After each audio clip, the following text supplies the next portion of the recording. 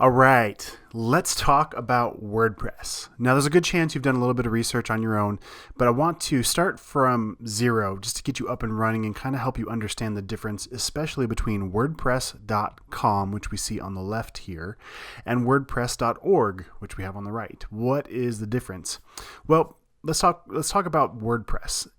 It's a chunk of code. It's a bunch of files that make up this foundation to build websites on. So with WordPress.com, they are hosting that chunk of codes and files for you. They take care of everything, and it's all gift wrapped and nice and tidy. On WordPress.org, you get all those files yourself, but you're responsible for installing them on a server.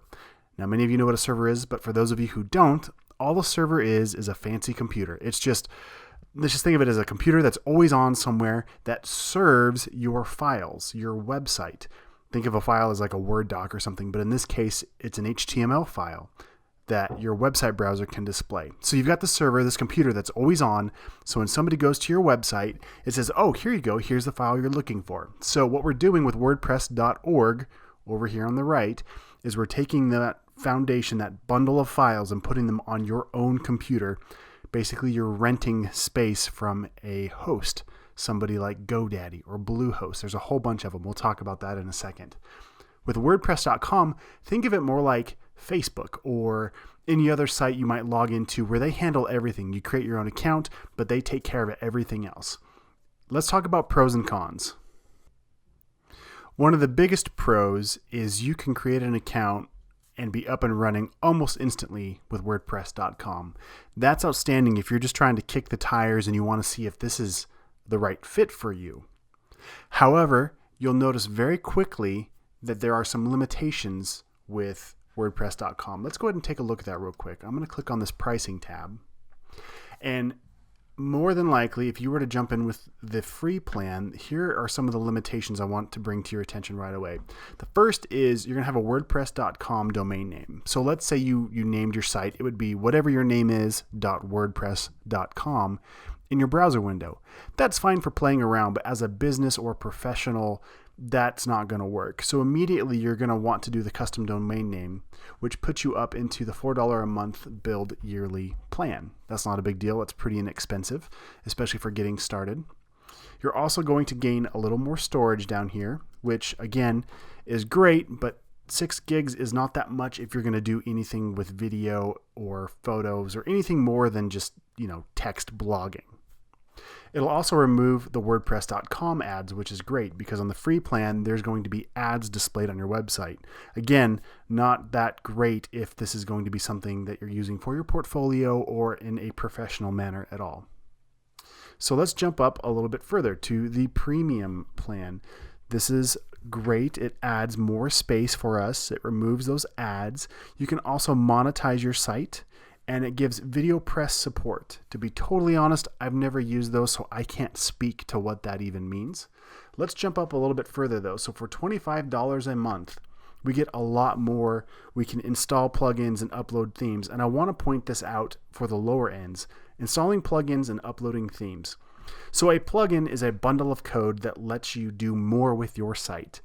There's a lot of plugins. For example, maybe you want a gallery to show off your images. You can install a plugin and then immediately have functionality to create a gallery, or maybe create a store, or any number of things that you're going to want to do. You're going to figure out real quick as you get going, you're going to want to add more to your website. Also with themes, now if you're paying for the premium, this is new. You can upload themes. Before you couldn't do too much. You had to pick from their themes, and there's about 320, which would seem great, but you're probably going to get into it and want to tweak things here and there, and unless you're paying for this more advanced plan, you can't customize anything. So if you're somebody who likes to have somebody, likes to know that you're secure, that your site's safe, you've got people to help you if you run into problems, WordPress.com could be a great option for you, especially as you're getting up and running. However, if you're going to be doing any kind of customization or adding more to your site than just pages for a blog, I'd highly recommend you dive in with WordPress.org, which is exactly what we're going to show you in this course. It's the whole reason why you've signed up here. The other thing is, let's say you're doing this for a friend or your parents' business or your business, or you want to start a career as a web developer and a web designer, you might as well just dive into the WordPress.org ecosystem because you can do anything you want. You download the chunk of files, the zip folder with all of the files that make WordPress, and it's yours to do with whatever you want. You can update it, you can modify it, you have access to every line of code. So as you progress, as you want to add more or customize it, or as you continue to learn, you have complete control, which is a huge bonus. The other thing is if you're working for somebody else and they have an idea, if you're on WordPress.com, your ability to change things is going to be very limited. And I can guarantee you, if you're working for somebody else, they're always going to have ideas or they're going to want to do things that being on WordPress.org will give you the freedom to do. So I hope I answered any questions you might have had between WordPress.com and WordPress.org. This gives you the basic overview, and you'll continue to learn more as we progress through this course, but hopefully this makes it clear for you where you need to go. So in the next video, we're going to talk about how to get up and running quickly so you can start kicking the tires. All right, before we move on, I want to define two terms for you. The first is static and then dynamic. And how that relates to what we're about to do is we are building a dynamic website. What that means is we have the foundation being WordPress, but every time you load a page, it dynamically talks to the server. Remember, that server is just a computer that you're renting space from, like GoDaddy or Bluehost or somebody. So your website requests information from the server to build the site. So let's say you're adding a store or a blog.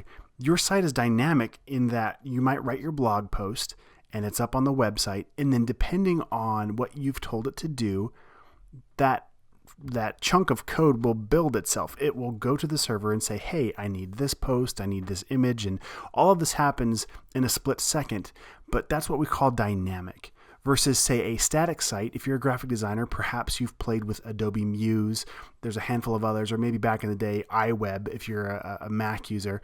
But these are all static HTML sites that basically they are what they are. Like there's nothing happening between your website. It's not talking to the database.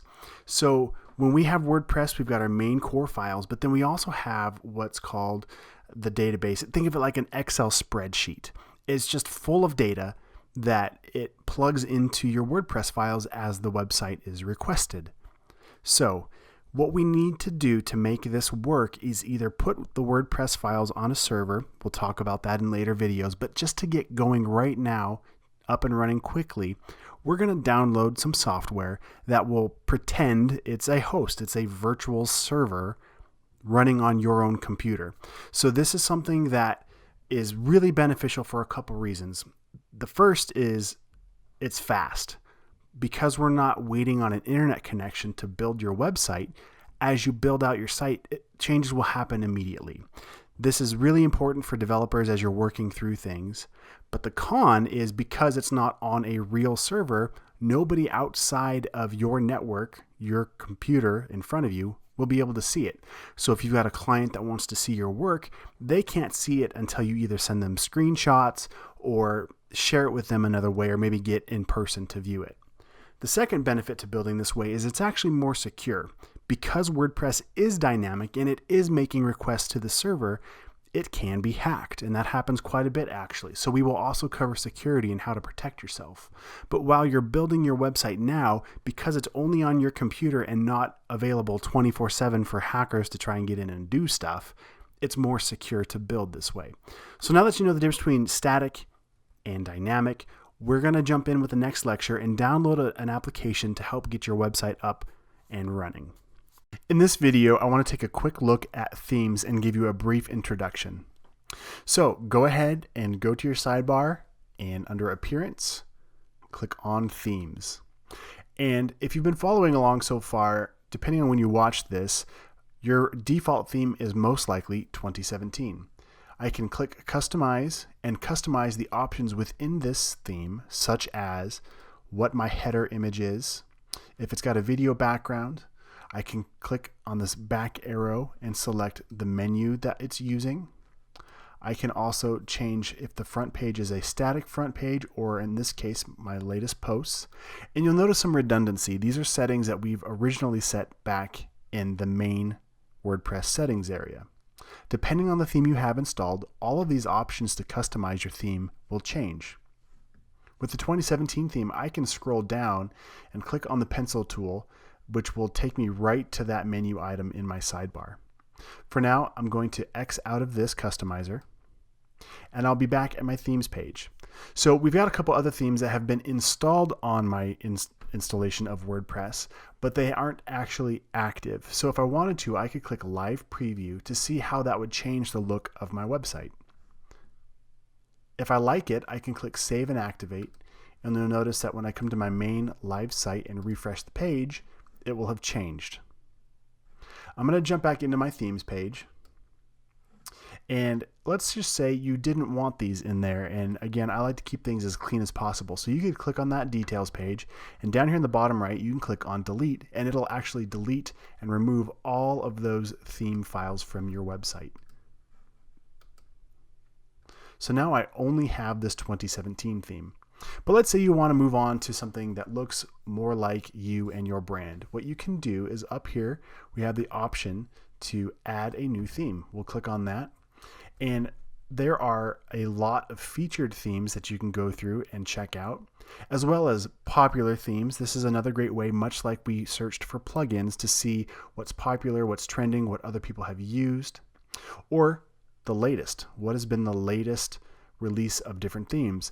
The nice part about the latest area is you're most likely going to find the most trending and current design styles in the latest features. Now, one thing I would advise you on with any of these themes is that there's a good chance they're going to be pretty good.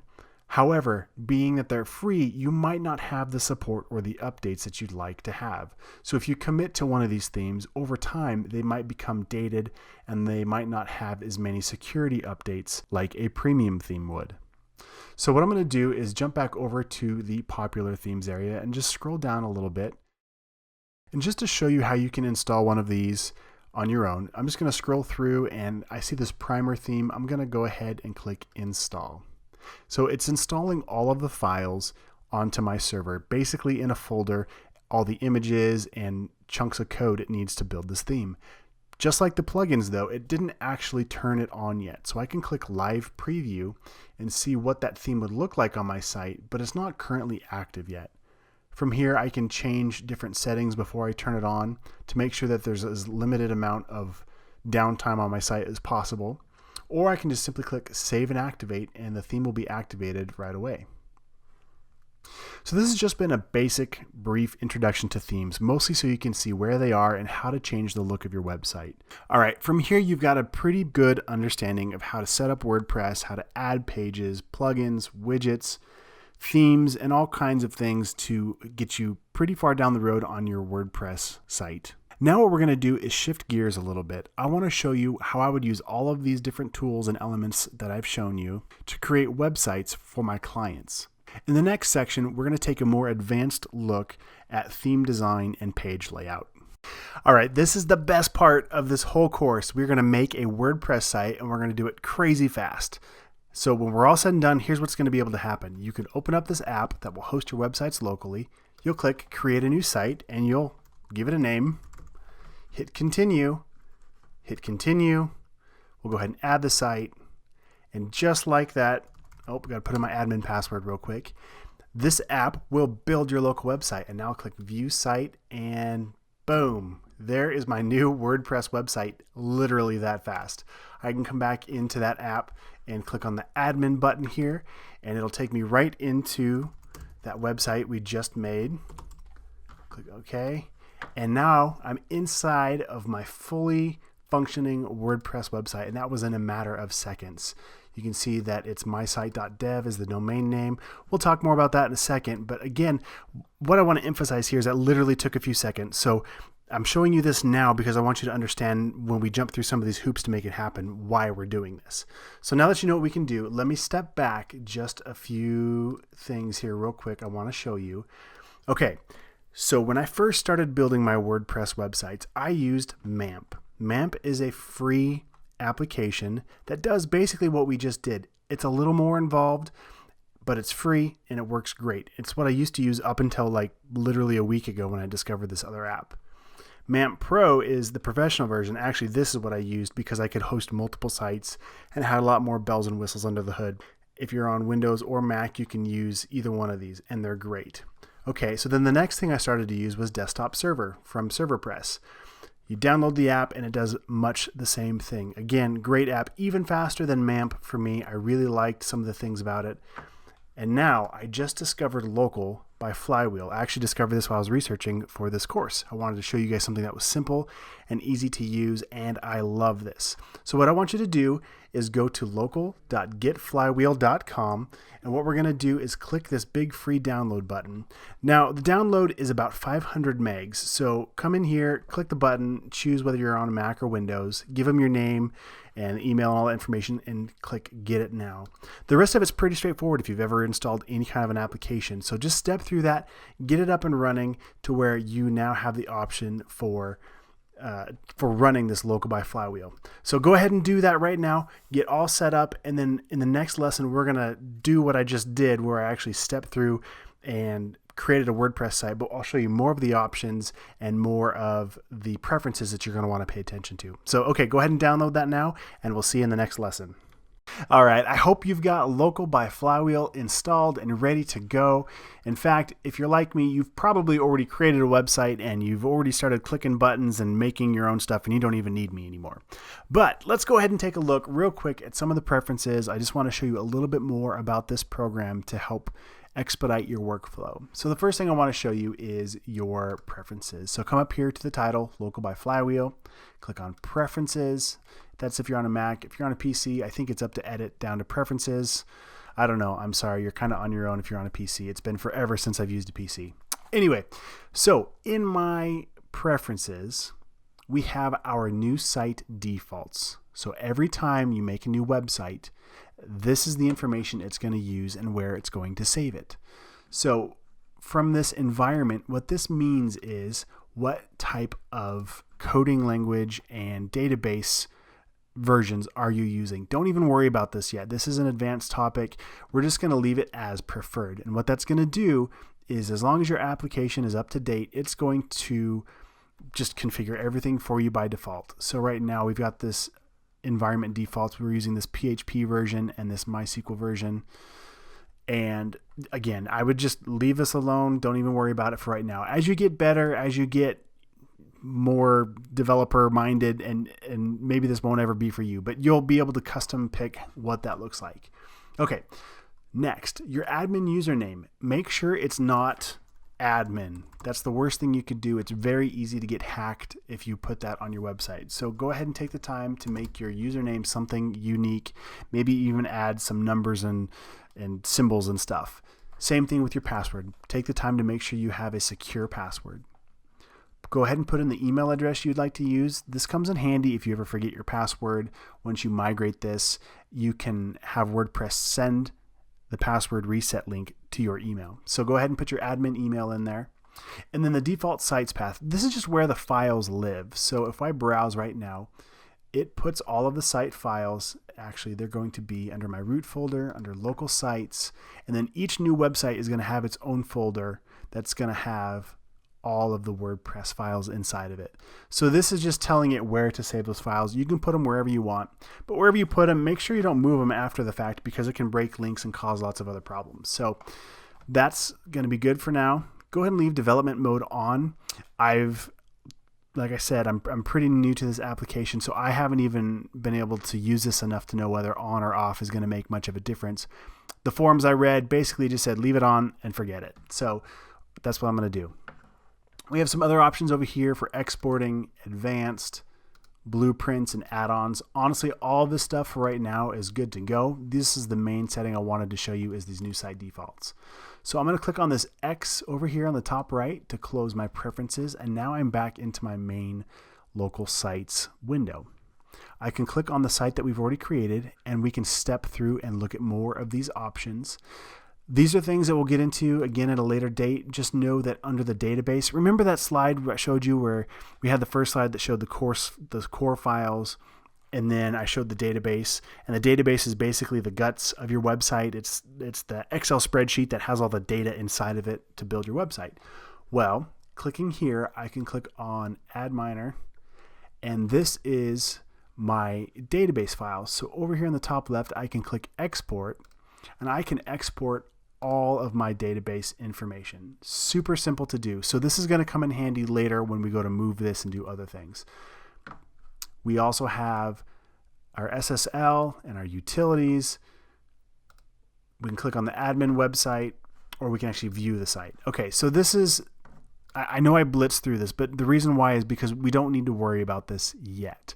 I just want to show you that you can click around in here to kind of see some more features of your website. We can also click on this little arrow right up here, and that's going to pop us right over to our root folder for the website. Okay, this is all good. We're getting up and running. We're getting ready to go here. The last thing I want to show you before we move on is this live link button. This is also huge because in that previous video where I mentioned the pros and cons to a local WordPress build, this is one of the huge cons, is not being able to show clients, especially if your clients aren't in the same city as you. It's difficult to upload the file. First, you've got to export all your database, then you got to upload the core files, and then upload the database and update the links and do a lot of work just to let them see it.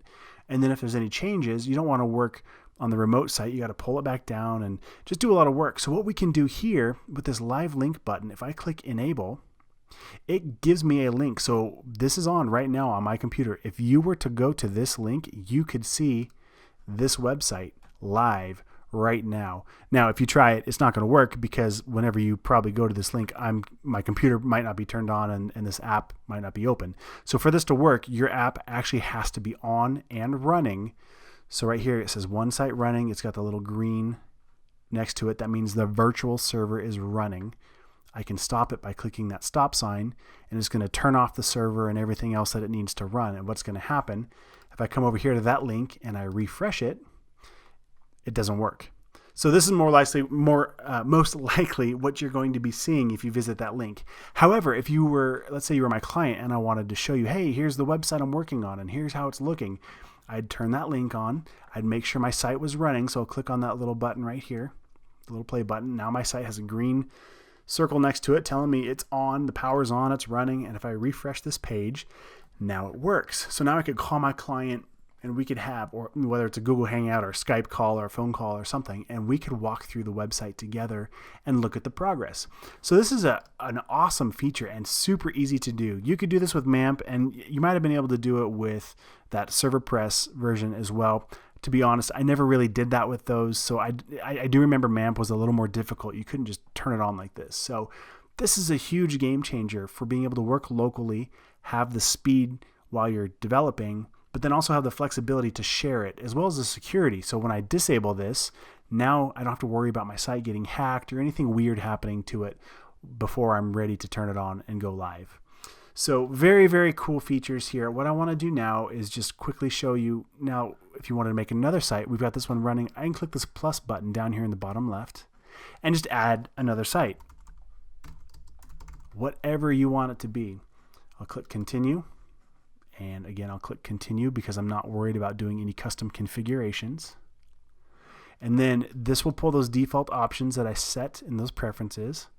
And I'll click add site. So now I've got another site over here. And it's just that easy. It's super cool. Go ahead and take the time to play with it a little bit. And what we're going to do in the next video is actually start exploring WordPress. Let's take a look at how to log into your WordPress site. Now I'm already logged in from the previous lesson, so what I'm going to do is come over to the top right, hover over my name, and then come down and click on log out.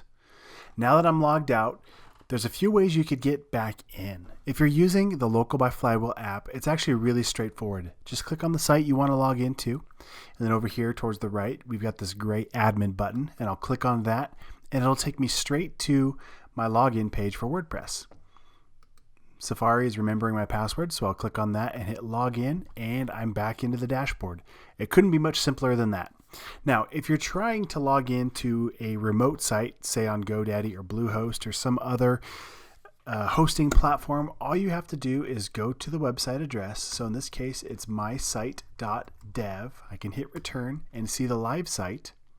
Now, because I have already logged in on this window, it remembers that and it has this heads up display options bar across the top.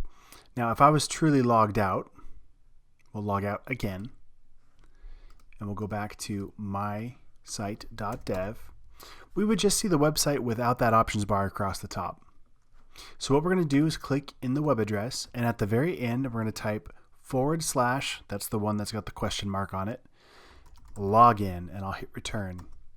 Now this works most of the time, but there will be some instances where for security reasons or some other reason, depending on the version of WordPress or the software running on your server, that might not always work.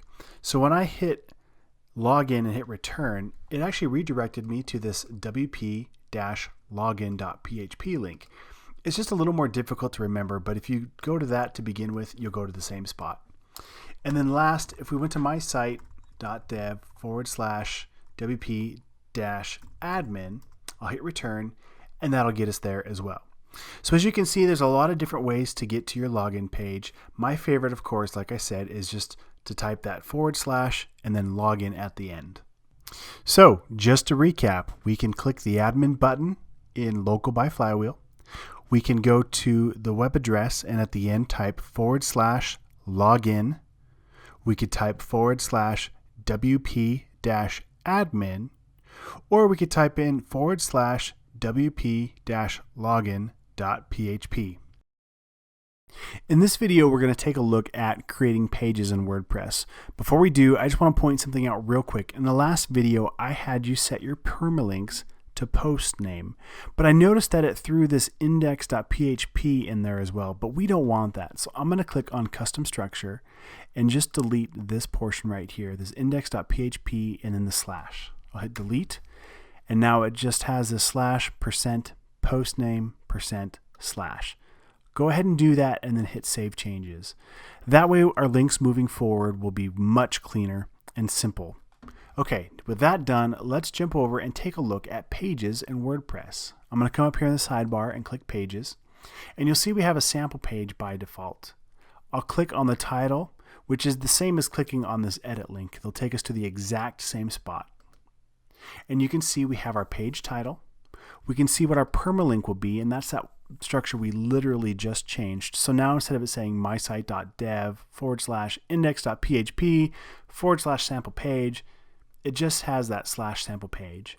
I can change this link at any time. And where this is really helpful is if you're doing a promotion. So I have a lot of clients that will do different things, like say mail out a postcard that might say something like October sale or flash sale or some kind of event or anything you can think of. So what you can do is highlight this text, whatever this page is, and you can make the link whatever you want. So in this case, maybe we want to say sale. I'll hit OK. And now when I'm done, I'll hit this update button. And what that will do is update this page on the website. So if I click on this link, I can see the actual link would be mysite.dev /sale. So this is really helpful when you're doing a print promotion or some sort of advertisement online. You can control what that link is, and that's really helpful for consistent branding. I'm going to jump back to that page. I'll leave that alone. I just want to point out a couple more things. So right now we have this visual editor here. So our text looks better. It's styled. You can see it's got the paragraph style applied. We can make it bold. I could add a heading to the top of this, maybe my heading here. Click on the drop down and give it an appropriate heading for that style and start to format my text. I can add bulleted lists. I can add quotes, align it, add links. We can read more. I can even toggle the toolbar option, which gives me more options like colors and things like that. This is all great to just be able to type out anything you want and see exactly what it is. We can also add media right here. So if I wanted to add an image on this page, I could just hit return, click add media, and then select a file from my computer. And we're going to get into adding media later, so we're going to come back to that. If I'm on the text view option here, you can see that I can see the HTML markup. So if you're familiar with HTML, then this is great. You can dive in, roll up your sleeves, and really arm wrestle the code to be exactly what you want. But chances are, if you're a graphic designer, this looks pretty foreign to you. So you're going to want to make sure that you hang out on this visual tab. For now, that's all I really want to focus on. So I'm going to hit update. I'm going to come back up here, and what I want to show you is there's multiple ways to add new pages to WordPress. So we're going to try them all. So right now I'm going to add a new page by clicking this button at the top. I'm going to call this one home, and we'll say my home page. Now over here on the right, I'm going to click publish. Another way to create a new page is across the top. We have this new. I'll come down to page and click page. And this is another way to add a new page. We'll call this one about. And I could save this as a draft if I wanted to come back to it later. That way it doesn't actually publish on the live website. Let's say you were making something and you weren't quite ready to send it live yet. You could just save it as a draft, and when I come back into my pages, you can see that it says draft right next to it. I can click quick edit, and rather than opening up the whole page, it will open up this quick edit menu where I can change the status from draft to published, and I'll click update, and now that page will be live as well. One other way to add a new page is underneath this pages tab down to add new. So you can see there's a few different ways to achieve the same thing. I'm going to call this page contact.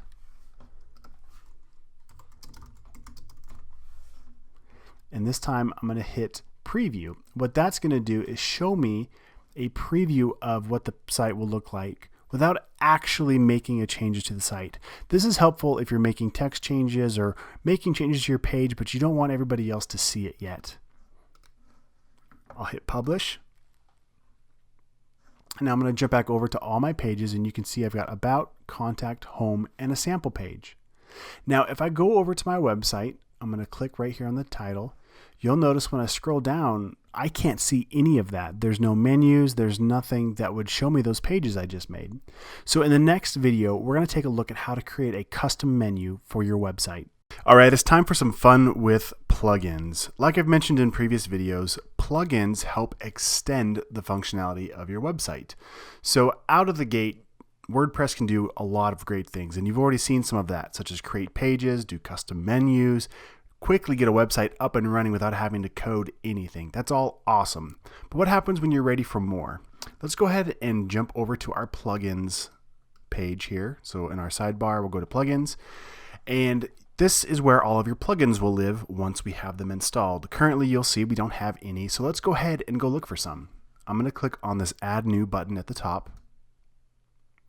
And these are all of the featured plugins. So I'm not sure who makes this up, but these are all the plugins that WordPress wants to feature and for you to see. So this is a great place to start. An even better place to start would be to click on this popular tab. And the reason why is based on what plugins are popular at the time you're watching this video, this could change. So right now we've got Contact Form 7. This is an awesome plugin to create a contact form on your website. Really basic, gets the job done. Yoast SEO is a great WordPress plugin that will help your search engine optimization. It will tell you if your site's performing well and how you could add more keywords to be found better. Jetpack is another great plugin that adds a lot of functionality to your website. You'll basically create a WordPress.com username to sync this up with your website, and it does all kinds of things related to posts, search engine optimization, social sharing. It'll protect your website, it can do backups, and lots of other things. It's definitely worth checking out. There's a lot more here. WooCommerce is a great one if you're going to build anything that has to do with e-commerce, whether that's selling digital goods or physical products like t-shirts, etc. This is the plugin you definitely want to use. And there's a lot more. The other one I want to point out is WordFence Security. I use this on all of my sites, and it really helps protect you from hackers or from different things that can happen to your website. So there's a lot more in here. In fact, there's over 1,000 pages over 43,000 different plugins you can choose from. So in a pond this big, how do you choose what's right for your website? How do you even begin to know where to look? Well, what I've found is you can get a pretty good idea for if it's a good plugin based on its rating, how many ratings it has, and how recently it was updated. Some plugins, like this Yoast plugin, was updated only 6 days ago at the time of this recording. Some of them might be weeks, and some of them could be years ago. So definitely stay towards plugins that have been updated recently and have higher ratings. So what we're going to do now is start adding a few plugins. We'll worry about formatting and configuring them later, but for now what I want to do is just install a few. We'll install this contact form. We'll install Yoast. If you're curious about a plugin and want to know what it does, all you have to do is click on this More Details link, and a little pop-up window will show you the description of the plugin, how to install it, any frequently asked questions regarding it, the change log as far as what's been made, what's been updated over time with each revision, screenshots, and reviews. So this is a really good way to get a good feel for if this is a plugin you want to use or not. We're going to install this WordFence security. And let's go ahead and scroll down and just see if there's anything else we want to put on here for right now. I think that's good for now. So what we're going to do is show you one more thing that you can do when you're ready to add more plugins. Up here in the top right, we can search. So let's say you're ready to add a photo gallery or maybe even an Instagram feed to your website. We can type in anything you can imagine, and there will probably be a plugin for that. So now what I could do is scroll through and just get an understanding of what plugin might meet my needs. So if I wanted to display my Instagram feed on a page, I could look through and find the right plugin. And my choice is going to be based on, again, the highest rating, whichever one has the most installs, and which one was updated the most recent. So as I scroll through, I see there's quite a bit of options. So right now, this is a little bit beyond what I want to show you in this lecture, but I wanted to help you understand where to find plugins. So that way, if you want to kind of jump into the pond on your own and install a few plugins, you can have at it. So now what I'm going to do is click back on this installed plugins link on my sidebar. If you don't see that, click on the plugins tab, and then it'll default to this installed plugins page. So now we can see which plugins have been installed on our site, which ones are active, and if there were any updates, you would see a link to update the plugin. If you ever discover that you want to get rid of a plugin, it's as simple as deleting it, or you can bulk delete or change. So I can click multiple at a time, come up here to bulk actions, and let's say I wanted to keep them around but just deactivate them so they're currently not running on my website. I could click deactivate and then hit apply. For now, I'm going to go ahead and click activate just on this WordFence security plugin because I'm not ready to do anything with the others yet. And as soon as I do that, you'll see I have this upgrade to premium option, and I can view details. With the premium option, you get more bells and whistles such as two-factor authentication. So what that'll do is when you go to log into your WordPress site, it'll send a special code to whatever cell phone or mobile device you specify with a secondary code to log in. That's a great way to keep your site from getting hacked, is to upgrade to this premium service. I believe it's about $40 a year. Don't quote me on that. It's been a while. I personally don't use premium. I just use the basic version, and it does a great job. All right, now when you turn on or activate a plugin, again, these are not active yet. Their files are sitting on my server in a folder, but to actually have them turn on and work with the website and integrate into that code, you activate it. So we just activated WordFence, and oftentimes when you activate the plugin, it will put a menu in the sidebar. So for instance, we have this WordFence menu in my sidebar now, and I can see there's a lot of different things we can set up here as well. I'm just going to click on that WordFence title, and you can take the tour and it'll step you through all of the features. I recommend you do that. Or just click end the tour and you can go through and check it all out on your own. So when you activate WordFence, definitely go through and take a look at everything that's going on here. For now, the default settings are great. We're good to go there. The other thing to pay attention to is sometimes when you set up a plugin, its settings might go inside of this settings menu. So right now, if I hover over settings, you'll see we've got general, writing, reading, discussion, media, and permalinks. Sometimes those settings might be added to this menu. Sometimes they'll get thrown in the tools menu, And sometimes they'll stick them all over the place where you kind of have to dig around and just see where it goes. Every plugin developer handles it differently. You're going to have to try and read the documentation depending on the plugins you use. And as we step through this course and I show you what I use for my clients, you'll get a better understanding of where to look. That's about it for plugins at this point in time. As we continue to build more advanced websites throughout this course, we'll walk through some different plugin settings and how to use them in detail. All right, let's learn a little bit about widgets in this lecture. So go ahead, go to your dashboard, and then come down to Appearance, and then Widgets in your sidebar here. We'll click on that. And you can see that we've got a blog sidebar, we've got footer 1 and footer 2. This is the default widgets that I'm seeing with the current theme we're using. And over here on the left-hand side, we can see available widgets. So there's a whole bunch of things that we can work with. Now, this option might look different for you based on whatever theme you're using, and if you've installed any other plugins that might have added additional widgets to this. For example, had we installed that Instagram plugin, the widget might have shown up here where we could drag and drop this over into our sidebar or footer areas. So let's take a look at how this really works. If I go over to my main website, and I'm on the home page, I can see that my posts are still currently loading. And so this is technically a blog page.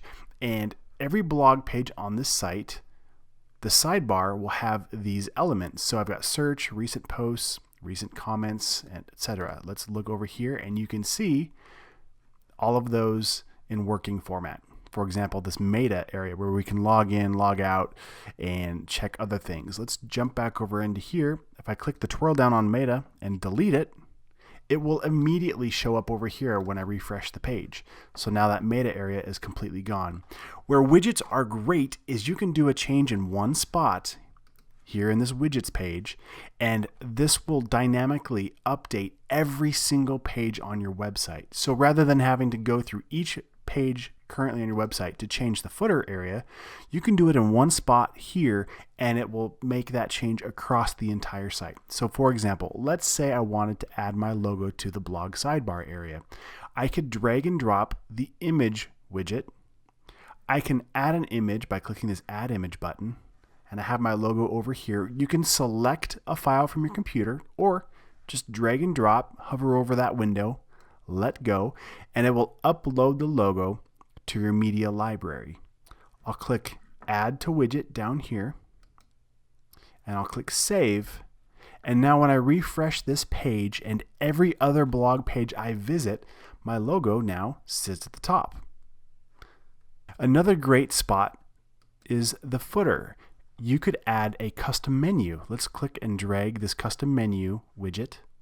I can add a title like my custom footer menu and then select the menu. Now, we made a custom menu a few videos back, but you could add another custom menu just for this footer. Maybe it's not for your social links. Maybe this one is something a little bit different. You would select that menu, hit save, and then the moment you save this, it's going to be live on your website. So you don't have to, like in our case, I already have this window open, so I have to refresh it to see the change. But anybody coming to your site after you've clicked that save button will immediately see those changes. So here's my custom footer menu with that menu that we created for the main navigation.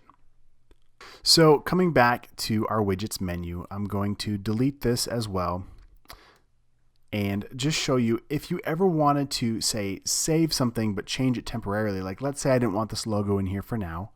I could twirl it closed, click and drag, and I can stash it down here in the inactive widgets area. So that'll keep it off of your website, but it'll remain set up the same way, retaining those settings. So that way if you ever want to bring it back into your site, you can. If you have a bunch of these stacked up and you're ready to clean house, you can click Clear Inactive Widgets and it'll remove them from this list and delete all of those settings.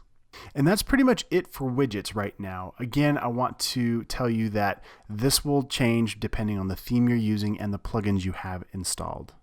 One more thing I want to point out is if you installed WordFence, you might be getting this notification to click here to configure or dismiss.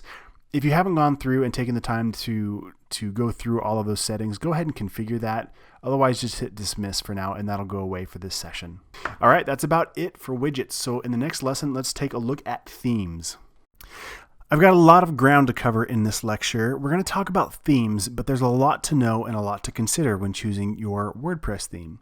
As you've seen in the previous lecture, you can download a lot of different options that are free.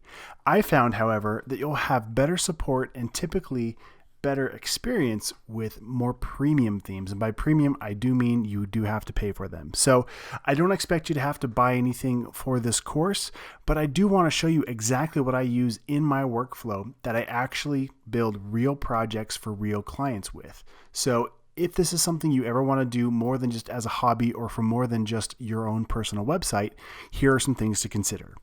First, I usually shop for my themes on themeforest.net. I've tried a lot of different themes, I've tried a lot of different marketplaces, but the ones that I'm using currently have all come from here. So if you go to themeforest.net, you've got this tab here for WordPress, and if you click on popular items, this page is constantly updated and typically sorts by what is the most popular and best-selling WordPress theme for the week. So you can see right now, number one is Avada. This has hung out at number one for a long time, for years probably. There's the X theme, and then down here is Salient. These are the three that I've used and have extensive experience with. And I just want to point out that just because I use them doesn't mean they're going to be right for you.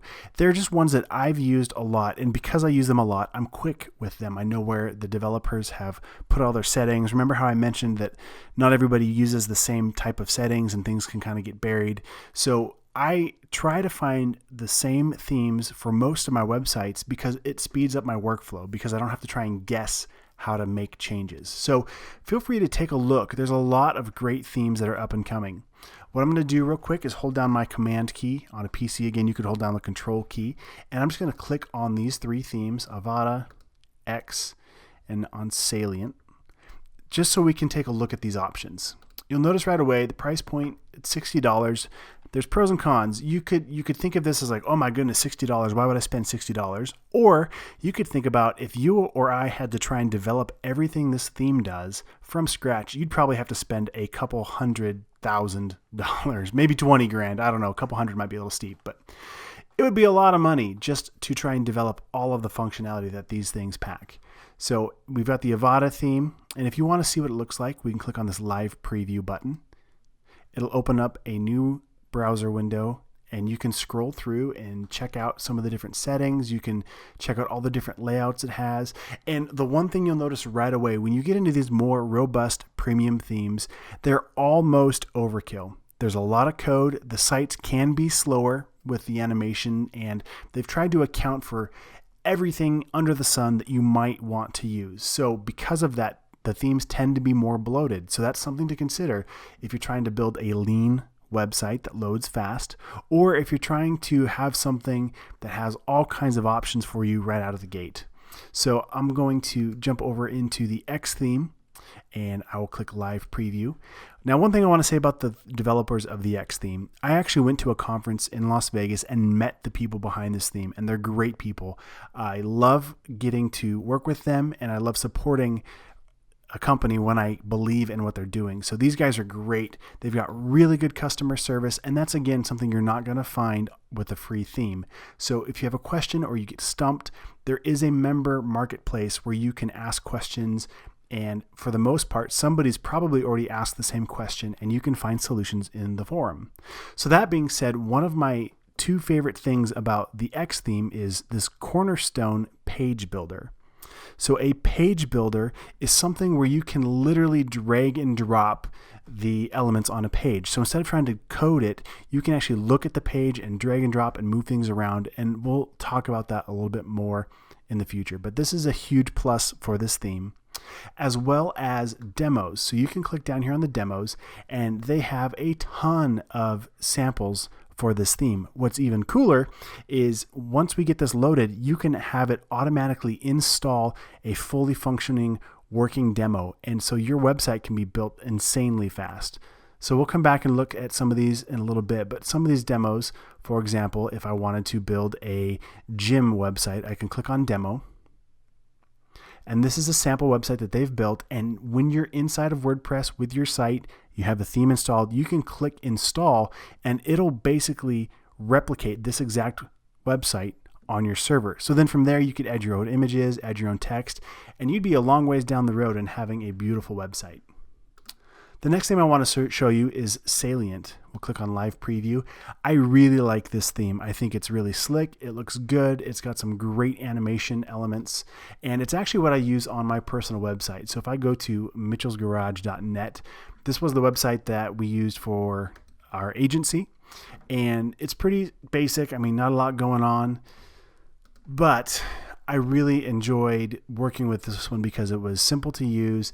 I liked how slick it was, and it was just pretty, basically. I mean, as a graphic designer, I like to choose things that look good. So that's how I ended up with Salient. Now, one thing I want to point out is with Salient, it comes with another type of page layout tool called Visual Composer. It's not quite as, I wouldn't say user-friendly, but with Cornerstone, with X, you can literally see exactly what you're working on. With Visual Composer, it's not quite as intuitive, but I do like the style of it. So to help give you a better understand of what a page layout plugin does, let me show you this. I recently saw a commercial for Divi. This is another theme, and I don't have any experience with it yet, but this looks incredible, and I want to show you some things here. First, let me play this video so you can learn a little bit more about it. Building a website is kind of like painting a masterpiece, except it's nothing like painting a masterpiece. See, when you paint something, you can actually see what you're doing. So when you draw a little house, look, there's a little house. But when you're building a website in WordPress, you're working on the back end with an interface that's built for content creation, not design. Plus, you have no idea how anything will actually look on the site. Hard to create a masterpiece that way. Masterpiece? Puh. Now there's Divi. With Divi, you can create your WordPress website on the actual website in real time. So if you want to add a widget or text, go ahead, add it. Everything is drag and drop and totally customizable by shape, size, font, color, and with over 40 different content elements, there's nothing you can't add. So now, building a website really is like painting a masterpiece, only a whole lot easier. Divi. The fastest, easiest way to build beautiful websites. All right, so it looks like Divi is definitely a contender for something that would help speed up our workflow, and especially for those of you who have no coding experience. So if you're interested in playing around with it a little bit more, you can click try it for free. And when you do that, it's going to open up a demo page where you can literally kick the tires and see exactly how it works. So as you hover over different elements, you have different options for how to resize things. I can click and drag. It's really easy. I can click right in here and put in my name or whatever I want to do to update and see how this is going to work for me. So this is an awesome platform. I'm really impressed by it. But again, I don't have any experience with this in the real world working for a client to know if it's going to meet all of my needs. But again, looking at it, it seems like it's going to be awesome. I can add background fills really easy. Click on any color I want, hit OK, and just like that, the background section has changed. So definitely worth kicking the tires. Now, the downside to this, I don't know where you're at money-wise, but they charge $89 per year. So that's more than $60, and it's obviously more than free. But I think you do get a huge value. One thing I want to point out, for $90 basically, you can have access to all of Elegant themes. You get access to all of their plugins, as well as theme updates. So as the code changes or security patches come through, you'll get access to all of that, as well as premium support. I sound like I'm a salesman for them. Honestly, I don't know them. I don't know, I don't have any firsthand experience to know this. I'm not getting paid to tell you this. I'm just looking at what this could potentially do for you. And one thing I want to point out too is the reason why I'm even considering this is because I think it's really important to take a step back as a developer or a designer and continue to learn and educate yourself on the latest technologies. The trends will change, and I'll bet you in a year I would recommend something different than Divi. But the point is always kind of learn and try and figure out what's going to be a good fit for your workflow. So again, for $90, let's say I use this theme twice, I would have had to spend $120 if I use the X theme, because you have to buy a license for each URL that uses the theme. So as soon as you have 2 sites, well, there's basically $120 here. Whereas with Divi, I could buy the theme or the subscription for 1 year, and I could use this on 100 websites and only spend $90. So it is a great deal. Now, if you decide that you don't want to renew, you can keep all of the themes installed and active on all of your old sites. They just will no longer get premium support, and they won't get any updated patches as those come out. So honestly, I think it's a great deal. And if you can afford it, then it would definitely be worth considering and checking that out. Now, the other thing I want to point out with X, and even with Avada, and I think with Salient, I do know that X seems to have the most extensions. Anyway, you can get extensions. So an extension, just think of it as like a plugin that's bundled with the software, with the theme. So for example, like this Cornerstone extension, the Convert plug, what this does is it has a little pop-up box for an opt-in form. You can do the content doc, which does something similar. You can do galleries and grids and add Google Analytics and the slider evolution and a lot of different things that come with the theme. So it is a great value. Now, the slider evolution, let me talk about that real quick. One thing I want to point out, as you're looking at what theme to choose, consider the fact that it's basically a foundation for your graphics and your text.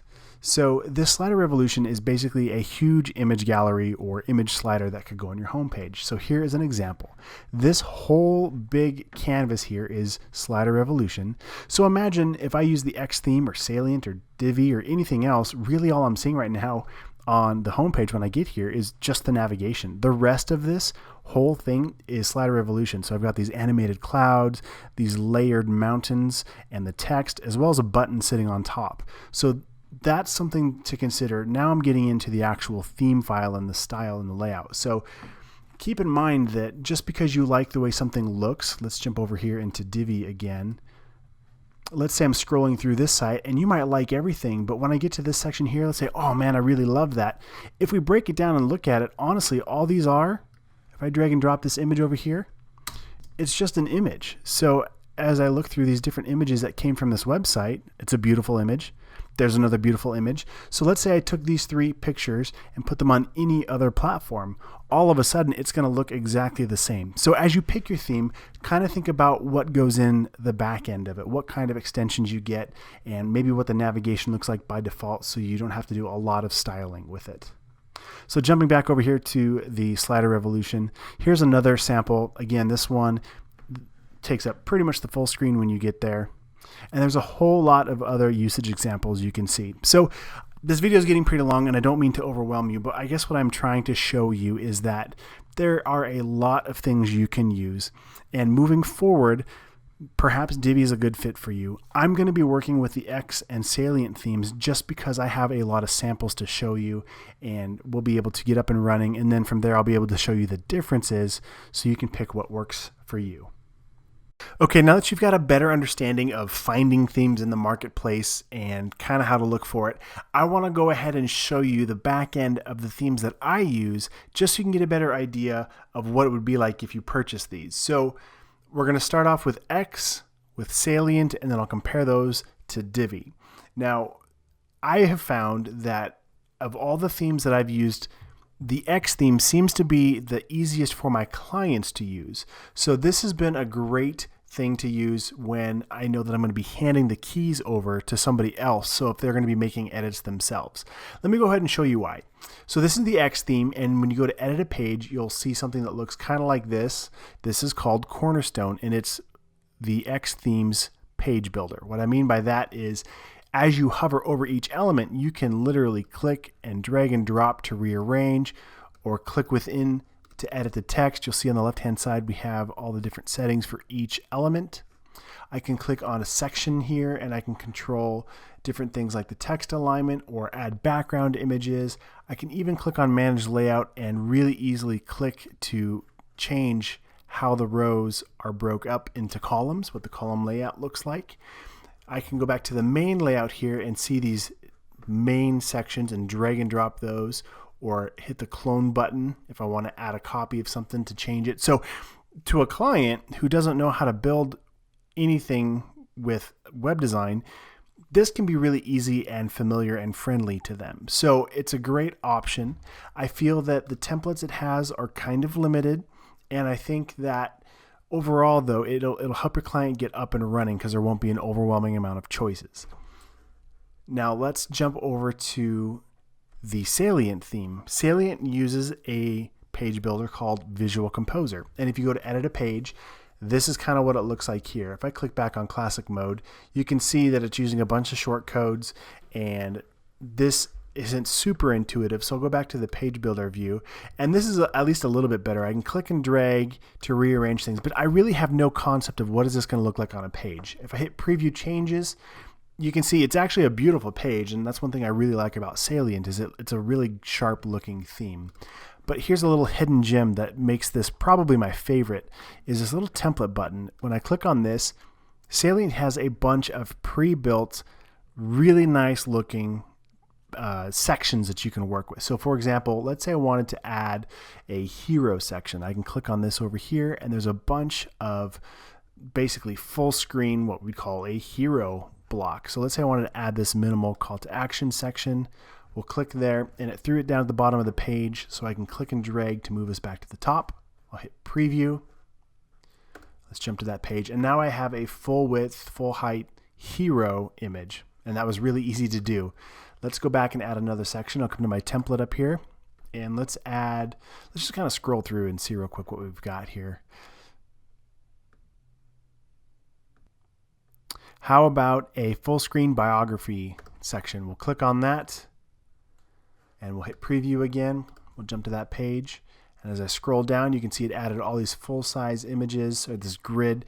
And again, just super slick, beautiful animations, really easy to work with. So I definitely like Salient a lot if you were going to be working on your own website, like a portfolio, something where you want it to look real sharp and you don't mind kind of rolling up your sleeves a little bit to figure out some of this crazy in here.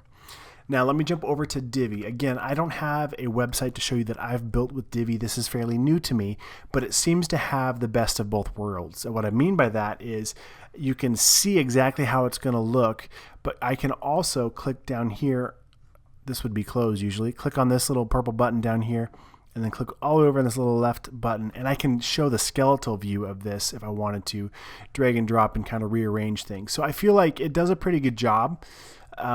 I don't necessarily think it has the best templates. It has some good templates, but not like Salient does, where you just click on it and it pulls in all of these beautiful pre-built templates, which I think are super helpful as you're learning how to build better web design. So this is kind of what we're coming towards. So what we're going to do in the next videos, I want to show you how I would install X, because again, it's a great solution for clients because of all those built-in plugins and extensions that it comes with, as well as really easy for clients to figure out. Then what we're going to do is jump over to Salient and take a look at how to build a stellar portfolio. Again, I think Salient has better portfolio options than all of the themes I've seen so far. And then from there, we're going to continue to learn more about building sites in general with WordPress. In this lecture, I'm going to show you exactly how I would purchase a theme from ThemeForest. I don't expect you to follow along or buy anything today. I'm just showing you this because this is exactly what I would do if I was going to build a website for a client. So, first and foremost, you need to create an account with ThemeForest if you have not already. Since I already have one and I'm already logged in, I'm just going to dive right in. So themeforest.net, I'm going to come over here to WordPress and down to popular items, because the theme I want is almost always in this top row. It's just quick and easy.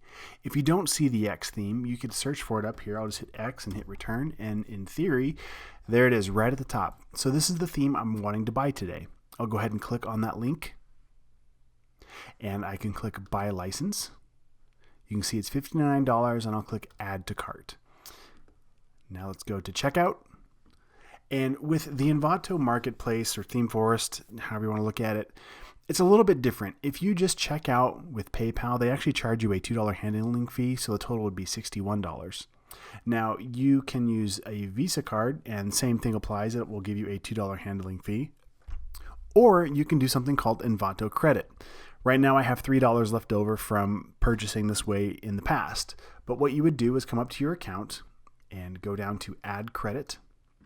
And then you can add an exact amount. Now, for whatever reason, it's starting at $20 and goes up in increments of $10. So you could add $60 or $70 to your account.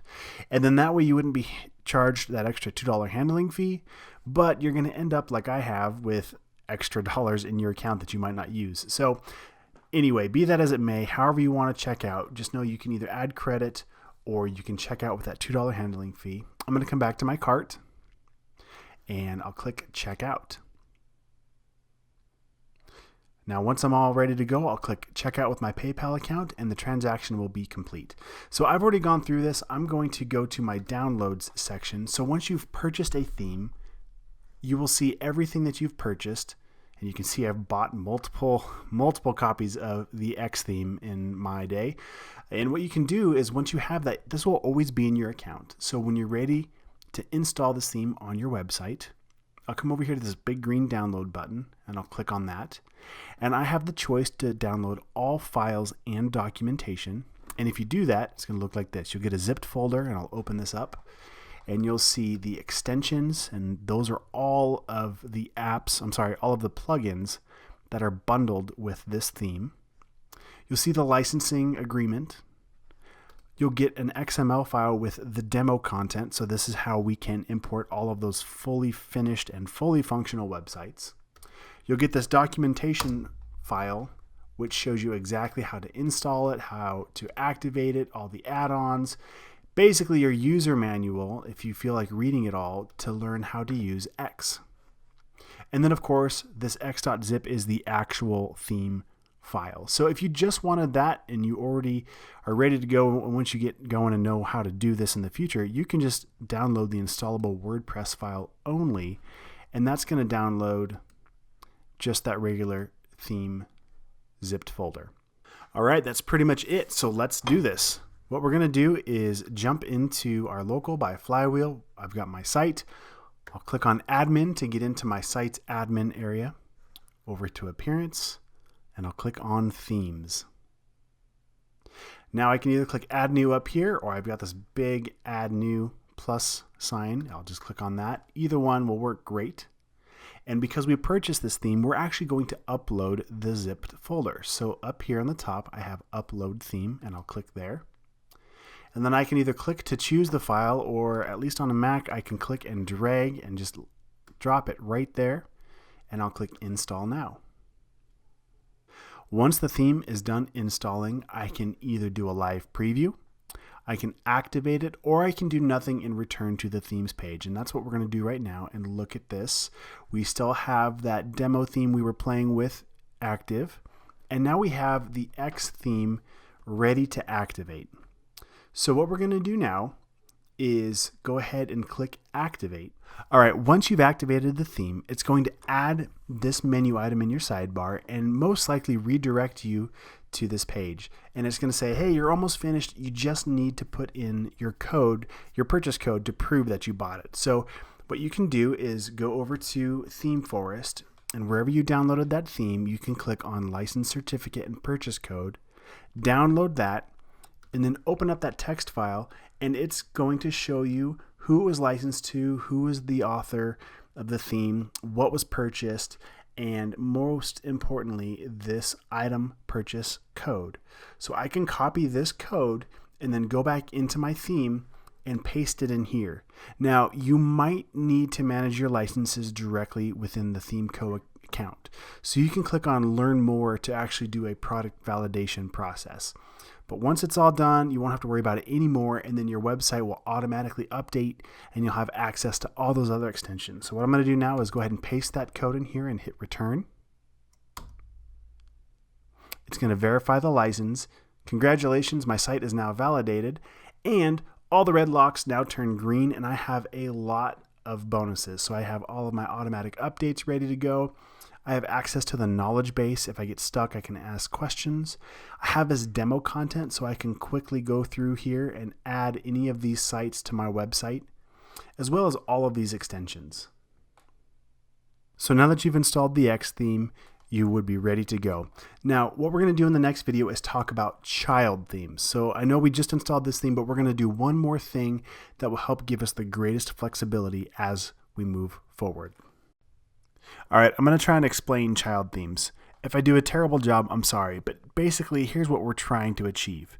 We've got the main X theme that we just installed on our website, and now we want to put a child theme. It's basically a blank container where we're going to put anything we want to override on the theme. For example, let's say we change the navigation layout or we change colors in the theme. If the developers of X, ThemeCo, ever roll out a new version of the site, which they do, it would override all of our styling. So what we're going to do is create our own basically mini theme that will override their styles. So that way we can still update the X core files, keep everything current, but not lose any of that styling. I hope that makes sense. It's a lot easier than I'm making it sound, I'm sure. So let's just go ahead and dive in. So I'm going to go to theme.co. This is where you would have your members account once you've purchased the theme and you validated the license and created your account. Over here at the top, I'll click on Apex. And because I've already logged in, it should take me right to my dashboard. So once you've created your account with ThemeCo, I can download the most current versions of the X theme. I can buy another license, or I can scroll down a little bit and I see this child themes box. I'm going to click on that and click download child theme. So they make it really easy to do. Again, it probably sounds scary as I'm trying to explain this to you, but it is pretty straightforward. So I'm going to go back to my site's admin area. I'm going to go down to Appearance and to Themes. I'll click on that, and you can see we still have the X theme active. And take a look at this. We have an updated version. So had I styled all this and I clicked Update, I would have lost those styles. So this is exactly why we're doing this.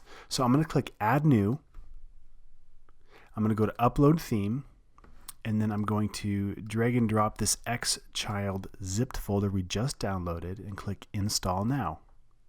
Once that's done, I'm going to click Activate, and I will go back, and you can see right now this all looks the same. Everything else is going to function exactly the same. I'll go back to Appearance under Themes, and you can see now that the active theme is this X child theme, and then I've got the main X theme here. Now you can't delete this. This child theme only has parts and pieces of this main X framework. So this still has to be in your themes folder for this to work. If we were done with these other themes, for example, this primer theme, I can click on this and hit delete, and I'll click OK, and that would be just fine. But if I were to delete this X theme, I'd get a big scary error message saying that this isn't working anymore. So now that we've got our child theme done, in the next video, this is going to be a great spot to go back into our local by flywheel settings, and I want to show you something that will save you time in the future. Up to this point, we've pretty much just done a lot of housekeeping. We've installed the theme, we've created our general settings, added a few minor pages, and created a menu. There really hasn't been too much that's happened yet. All of the things that we've done so far are pretty much going to be universal no matter what you do for any website. So this is a great place to create a blueprint in local by flywheel. So what we're going to do is basically create a template so that way every time we make a new site, all of the stuff we've just done is already done for you. So to do this, it's actually really simple. All we're going to do is right click on your site and click Save as Blueprint. Once that's done, you can create a blueprint name. So this one's called My Site. I'll just call this Derek's Main Blueprint. All right. Pretty creative. All right. Save blueprint. And now what it's doing is creating a blueprint for me to use anytime I spin up a brand new website. Now when I go to make any new websites, all I have to do is click the big giant plus button. We'll make my new website. I'll click on the advanced options, and that's the key right here when we make a new one for the blueprint. And right here, create site from blueprint. I'll click on this drop down and choose the name of the blueprint I just created.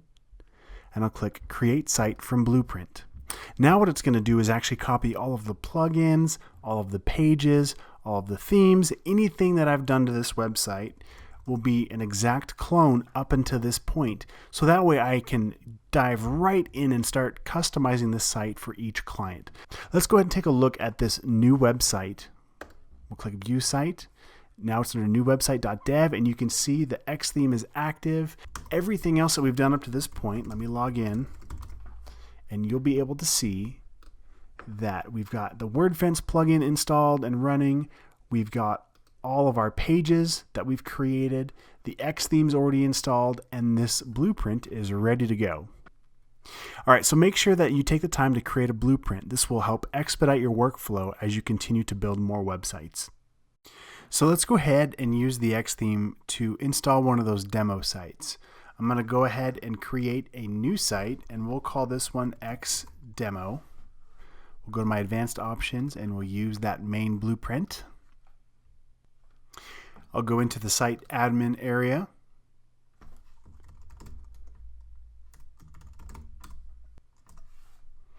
And now what I can do is go to the main X configuration area, come down to demo content, and let's just go ahead and play with that gym site. I'll click Setup Demo Content. Yes, proceed. This is going to take over everything here.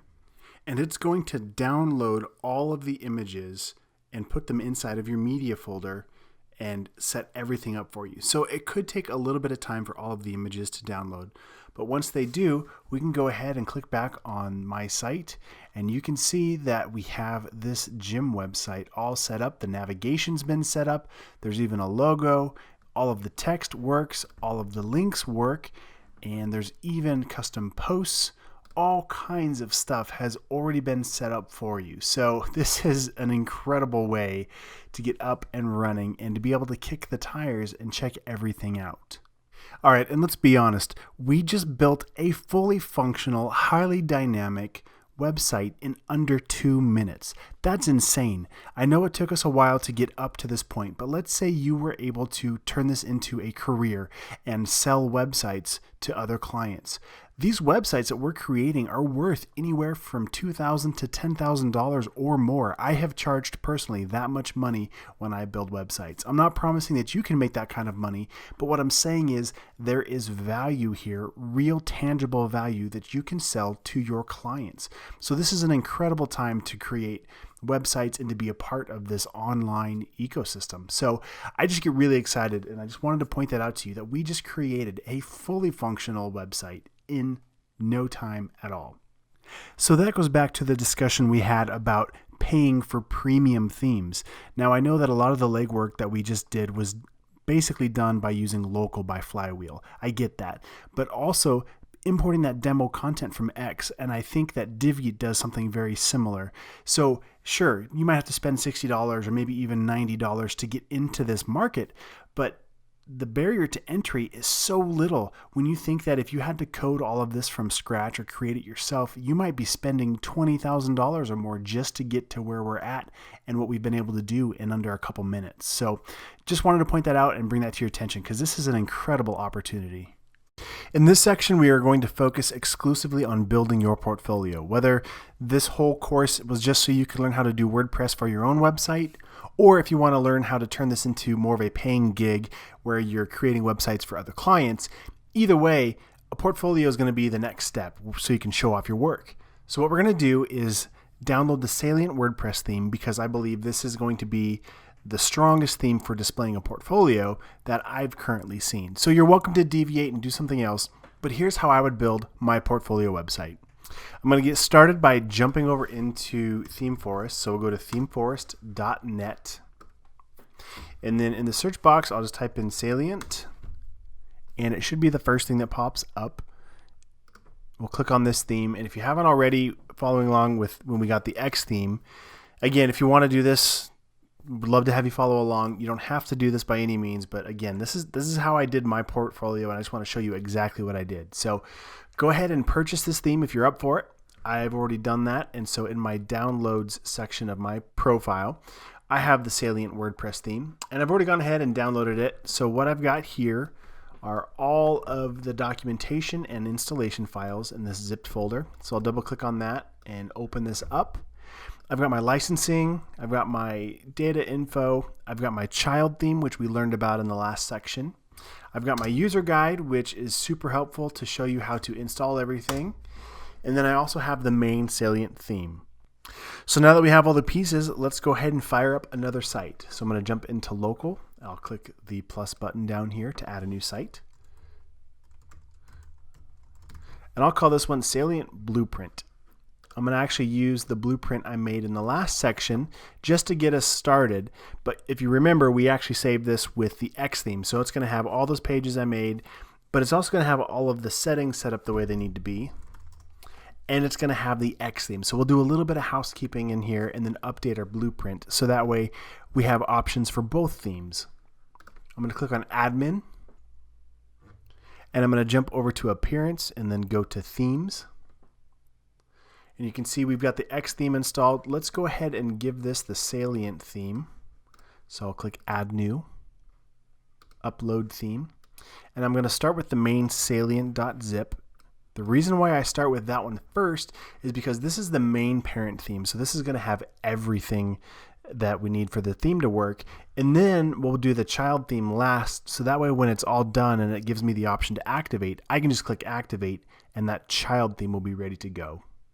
So instead of clicking Activate this time, we'll click Return to Themes. We'll click Add New, Upload Theme, and we'll drop that child theme in there now.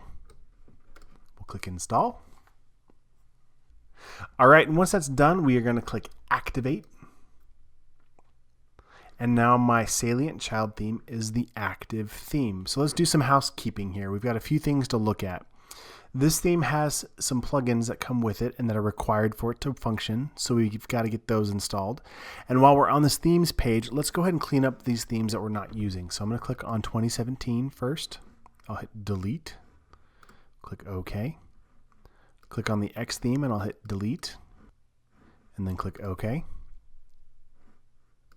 And I want to show you something real quick side note. If I try and activate this child theme without a parent theme, you'll notice that we get this broken themes message down here because, again, the child theme will not work without the parent themes filed. So anyway, just wanted to point that out to you real quick to show you why we have to have both. We'll reactivate the salient child theme, and I'm going to delete this X files down here. All right, so now the salient themes are ready to go. Let's go ahead and jump over and we'll click this and begin installing plugins button.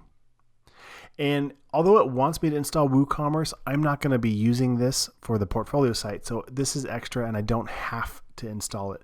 You'll see over here that it says required for this Salient Visual Composer and it says recommended for WooCommerce. So again, I'm a big fan of not putting in more than you need. So we don't want to clutter up our files or have any other problems that could arise. So we're not going to install WooCommerce right now. We'll click just right here and click Install for the Salient Visual Composer. And when that's all done, we should be in good shape. We're going to do a couple more things. I'm going to go down to Appearance and then to Menus. And because we installed a new theme, I need to tell it which menu to use. We already had that menu set up, but we need to tell it where we want that in this specific theme. So I'm going to click on Top Navigation Menu and hit Save Menu. Now when I jump over to my site, we should see that we've got our menu across the top, and currently everything else is in good shape. We obviously have a lot of work to do, but this is a good base and a good place to save our blueprint. So what I'm going to do is jump back over to Local. I'm going to right click on the Salient Blueprint, and I'm going to click Save as Blueprint. So this time for the blueprint name, I'm just going to call this Salient. We'll hit Save Blueprint. And now if I want to spin up a new site with the Salient theme, we can click the New Plus button and then add the Salient blueprint for it. Or I've got that My Derek's blueprint that had the X theme if I want to go that way. All right, this is a great place to stop. We've got Salient set up. We have a new blueprint created for when we move forward. And what we're going to do in the next lesson is look at how to import some of the demo content from Salient so you can see how to make your portfolio quickly. All right, obviously looking at where we're at so far, it's not that impressive. So let's jump in to the dashboard and I'll show you how to pull in demo content with Salient. So with the X theme, if you remember, it had a little X up here, and you'll notice with Salient, it throws its own menu kind of halfway down the sidebar. So another indicator of how different developers think differently when they create their themes. So you can either click here, or you can dive right into one of the submenu items if you want. We're going to go down to Demo Importer. So I'll click on that. And now you can see we have lots of demo content that we can bring into our site. There's actually a lot of great options, so definitely take the time to check these out. What we're going to do right now, though, is import this minimal portfolio. So I'll go ahead and click Import Demo and click OK. And what it's doing now is it's actually downloading any images and all of the content files it needs to create this demo. So it might pull in some background images, but I've noticed some of the images are just gray placeholders. So again, depending on your internet speed and whichever demo you click on, it could take a while. It could go pretty fast. So we'll let this kind of do its thing real quick. All right, and once that's done, we can jump back to the main site and we'll see that the navigation we had originally set up is working. You'll notice though the home page doesn't look right, and neither does anything else yet. So let's go take a look at why. I'm going to go back to my dashboard, and first let's go down to Appearance and then Menus. And now you'll notice that I've got Select a Menu to edit. If I click on this, there's another menu in here now. So it brought in its own menu for the theme. So I'll click on that Minimal Portfolio menu. I'll click Select. And now that'll be the menu over here in my menu structure. I'll scroll down and I'll choose this top navigation menu and hit Save Menu. Now let's bounce back over to the main site, and you'll notice our pages are correct now. So if I click on the About page, it's the actual About page for our theme. But you'll notice we've got all these short codes and all this gibberish. So let's take a look at that. Let's jump back to our dashboard. And those are the plugins. Let's go see what's going on there. So what we need to do is I still have some remnants of the other blueprint. We still have this Cornerstone plugin. Let's deactivate that. That was an X theme thing. I'll go ahead and hit delete. Click OK. And then the Salient Visual Composer is installed, but it's not actually active yet. So let's click Activate. And now let's go take a look at our site. We'll click on the About page. That looks a lot better. Let's click on our Contact page. And that looks much better as well. So now let's go back and let's go to our settings and then go down to reading.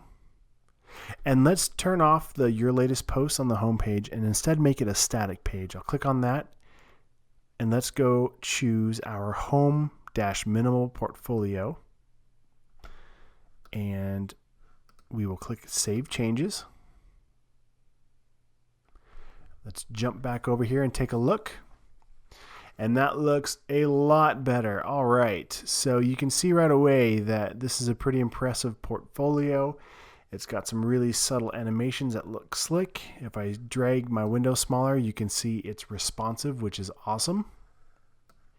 All right, we are one step closer to our portfolio. So now let's go ahead and drill into how to customize our site in the next video.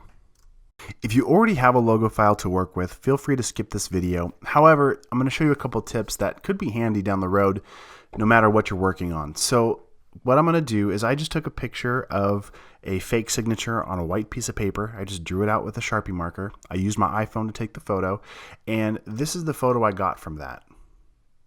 Pretty basic, pretty simple. So feel free to draw out your logo or sketch your name or whatever you want to do, but just make it simple, make it quick. So what I'm going to do with this is go ahead and grab that photo I just took and shared. I actually used the AirDrop on a Mac, but you can email it to yourself or text it to yourself, whatever you want to do. I'm going to drag that photo file right over my Photoshop icon. I'm assuming as a graphic designer, you probably have access to Photoshop.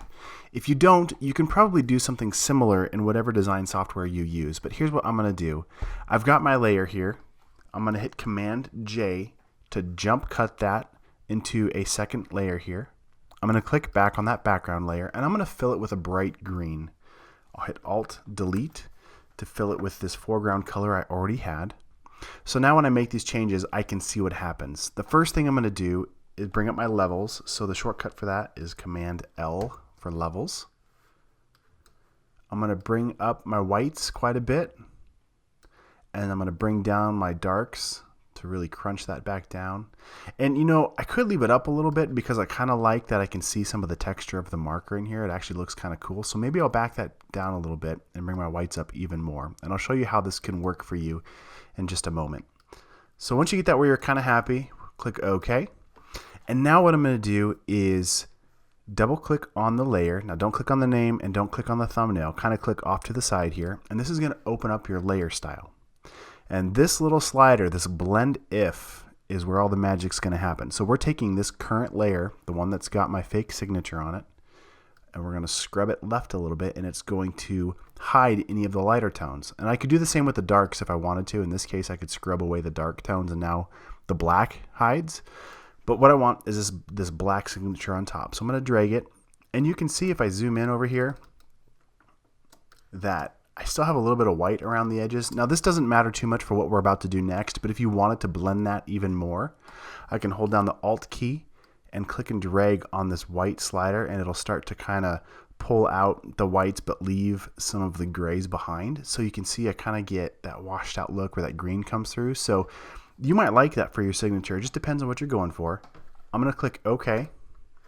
And now technically that's just a layer style. It didn't actually cut away the white. So the way I know that is if I were to apply like a drop shadow or something, click OK. If I move this to the side, it applies a drop shadow to that whole picture. Well, we don't want it to do that. What I want to do is add another layer right above this fake signature layer. I'm going to hold down the Command key to select both of them. That's the Control key on a PC. And now what I'm going to do is come up to Layer, Merge Layers. That's Command E. And now what it's done is it's basically smashed those two layers together, but anything that was transparent, it actually cut away. So now if I apply a drop shadow, you'll see it actually follows the signature, which is great. I don't want to add a drop shadow though, but what I do want to do, this is where it's really cool, is I can now change the color of this thing. Let me show you how.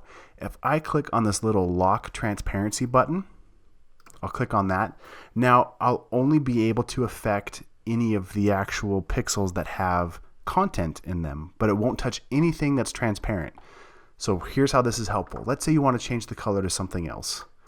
Anything else. I'll click on any kind of color, get my foreground that way, and I'm going to hit Alt Delete, and it fills the foreground, and it only fills the pixels that have pixel data. So that's what this lock does. So you can easily change the color, or maybe you wrote it in a blue Sharpie because that's all you could find. Well, you could click and drag down here, make it, or fill your foreground color with black, and now I'll hit Alt Delete again to fill my foreground with black. So the only thing I need to do now is straighten this out. So I have my rulers on, hit Command R if you don't see them, or go to View and turn on your rulers. So I can drag a guide down. I'm going to click on this layer and kind of get it close. I'll hit Command T or Control T on a PC, and I'll drag this little anchor point right up here. So now when I turn or curve this, I can put it on a straight line. So there's your signature. We're ready to go. Now all I got to do is just export this. So what I'm going to do now is turn off this background layer. And I'm going to come up here to Image, down to Trim. And I actually created this custom shortcut, so you probably won't see that because I use this shortcut all the time. But click on Trim, and now what I can do is trim away top, bottom, left, and right pixels based on transparent pixels. So anything that's transparent, it'll trim it to that. So if I click OK, it'll trim it all the way down to here. Now there must be something down here that I can't see with my own eye. So what I'm going to do is just hit the letter M to get my marquee selection, and I'll click and drag about like that, and I'll hit the Delete key, and I'll click and drag. I just hit Command D real quick to deselect. I'll click and drag down here and hit the Delete key one more time, making sure I do that on this layer. I'll hit Command D. Let's try that image trim shortcut again. There we go. And now it trimmed it back down. So now what we need to do is just export this so we can actually use it. Now, if I look at this though, and we look at my ruler, I can see this image is about 1200 pixels wide. So that's going to be huge. Let's jump back over to our website real quick. And if I want it to be about this big, I'm just going to take a screenshot, Command Shift and then number 4. I'll click and drag. So if my logo was about this size, I can see it's about 166 pixels wide by 55 pixels tall. So I'm just going to get this other one in that ballpark. So let's do it about 150 pixels wide. I'll hit the C key to get my crop tool. I'm going to come up here and change it to 150 pixels by, I'm just going to hit delete because I don't care how tall it is. I just want it to be as tall as the logo.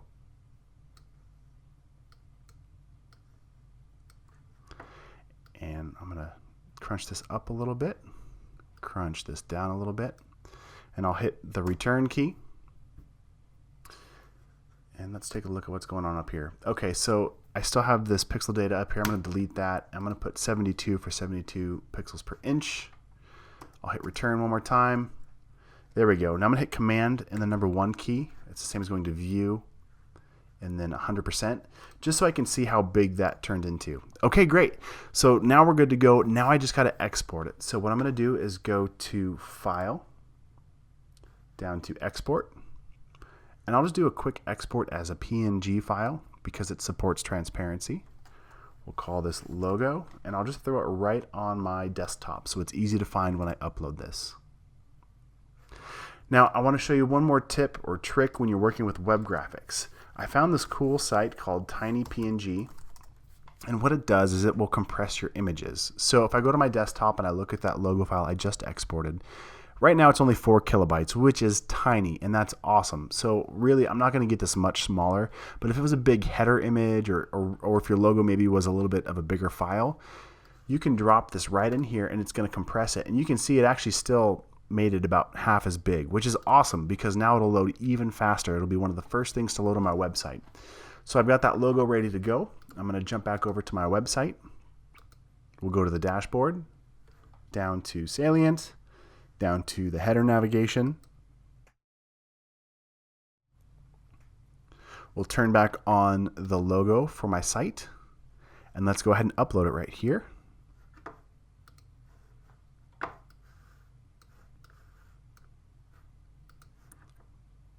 Now here is where I would take the time to put in alt text.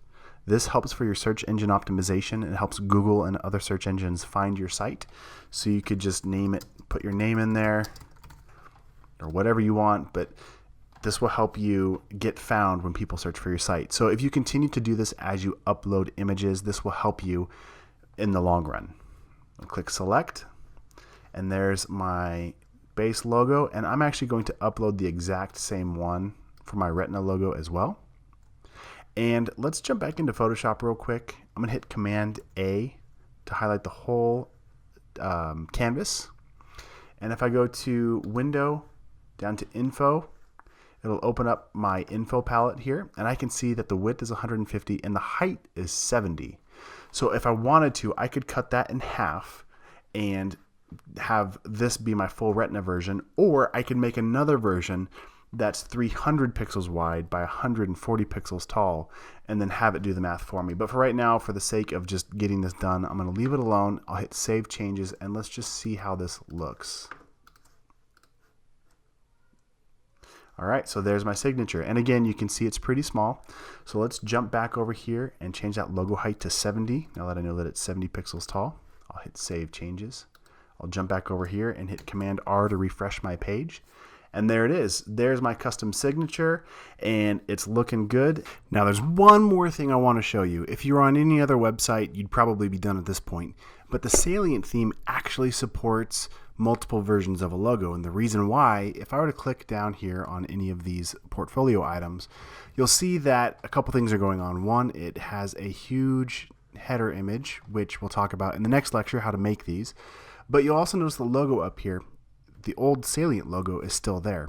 And here's why. If I jump back into the Salient theme and I come back under Salient, down to header navigation, and then I click on this transparency tab, The navigation has transparency support, and when the nav is transparent, it gives you a couple options for more logos. So this would be my starting logo. So when you first get to a page, what's showing up here? And in this case, it's a white salient logo. Then when it gets dark, what's it going to be? And I had already uploaded these. So these are the dark version. So what I need to do is create a white or light version of my logo for pages like this. Real simple to do. I'm going to jump back into Photoshop. I've got this layer selected. I'm just going to make sure that I still have that transparency locked. I'll hit the letter D to get my default color swatches over here. I'm going to hit the letter X to swap, so that way my foreground color is in front. You could also just click these little arrows right here to swap it. Now I'm going to do is hit Alt, Delete, and now my logo is in white. So I'm going to go ahead and save this out real quick. We'll go to File. We'll go down to Export, Quick Export as PNG, and we'll call this logo-white. And then we'll come back into our web page, back to the salient menu, and let's go ahead and upload the white version real quick. We'll go to my desktop. We'll throw that in there. And again, give it some alt text.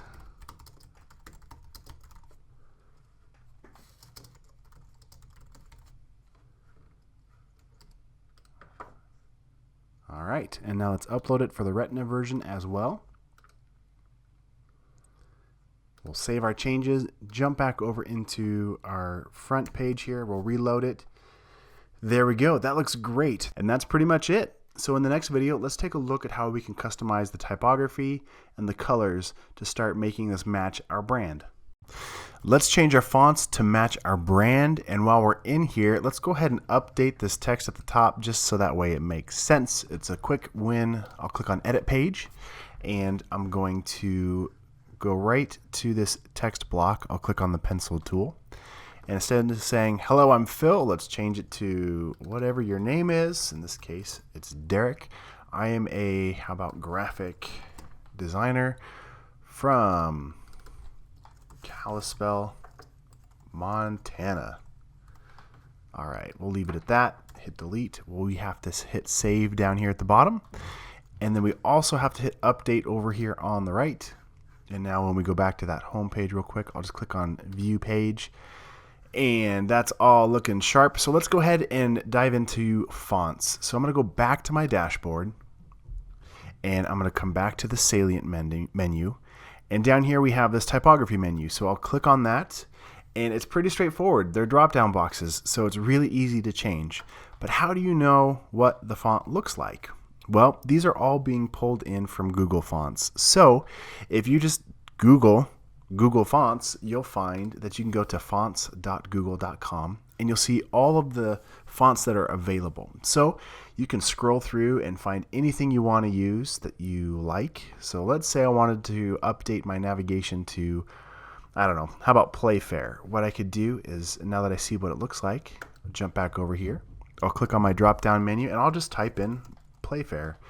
And there it is right there. I'll click on that. Hit save, and let's jump over to the live site. And just like that, my navigation is updated. So that's actually really easy, and a lot of new themes are that way. They make it really easy to upload and change your fonts. One thing I would consider as you're playing with fonts and the typography for your whole page is stick to 2 fonts whenever possible. So what that would mean is you would have like a display font, so maybe something you use for your main navigation and your headings, and then you would have your body copy font, something that's probably simpler and easy to read on a website, something that's sans serif. And I would never go more than 2 fonts, because what will happen is it'll start to look really cluttered and your brand will look really disjointed. So stick with 2 fonts for now.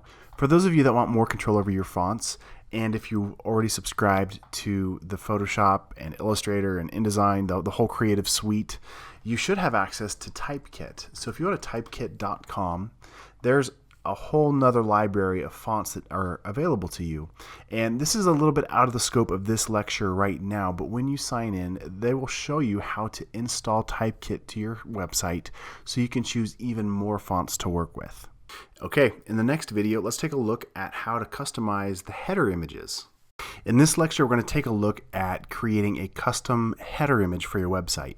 So it doesn't matter what theme you use or what you're building, putting a new header graphic or a slider image into your website will drastically change a user's first impression of your site. Right now we have this really clean, minimal portfolio site, which is great.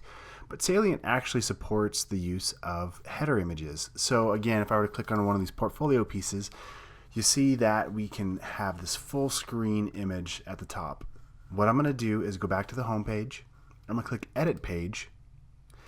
And you can see that if I scroll down here, I have the option to add an image background for the page header.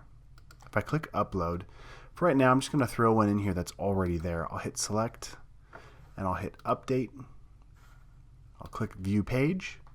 And you can see that that drastically changes your first impression of the site. You'll also see that that white logo we made, it automatically changed the logo used because it's now using a transparent navigation menu. All right, so what I want to show you is how I would go about designing a header graphic for my website in Photoshop. Usually what I do is I would go over to Pexels, Pexels.com, and just search for any kind of image, or probably take my own with my own camera. But in this case, you could search in here and find all kinds of great images. So let's pretend like this was an image of my own desk that I took. I could click Free Download, and it would download it into a new tab. I'll right click and I'll click on Copy Image. Or you could just hit Save Image As and put it someplace safe, like on your desktop or in a folder you're working from. I'll go ahead and copy this image. I'll jump into Photoshop and I'm going to make a new document. Go to File, New.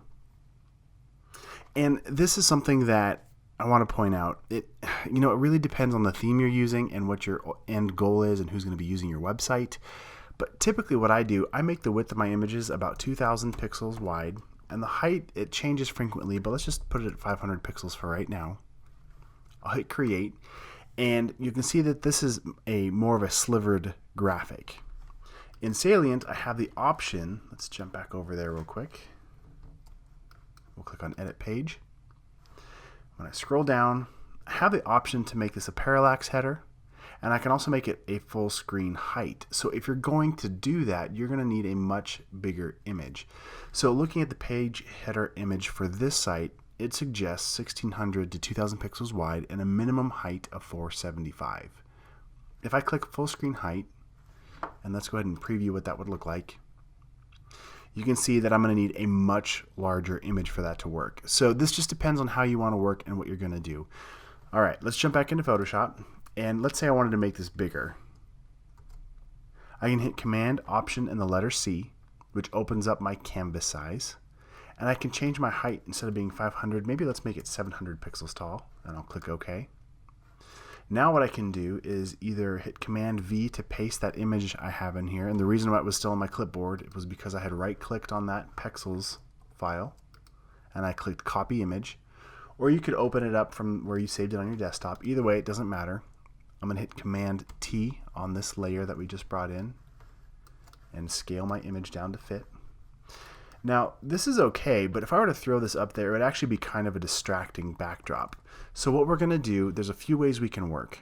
I'm going to create a new layer above it, and let's just say that I wanted to work with maybe this green color over here from my library.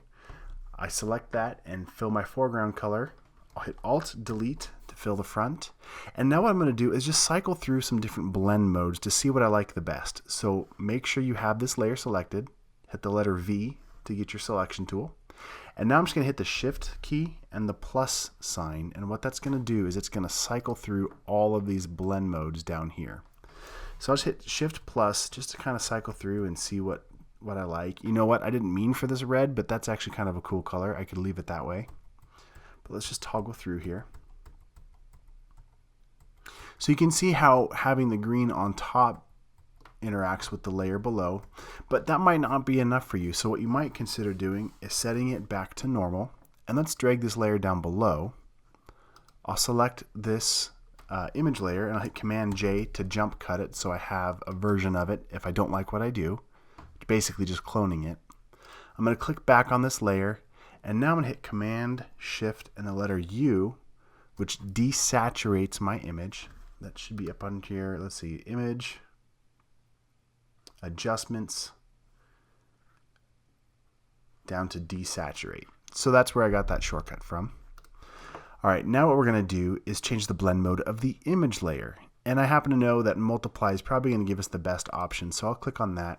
And you can see that we get a nice header image, but it's going to be dark enough that it won't overpower everything else on the website.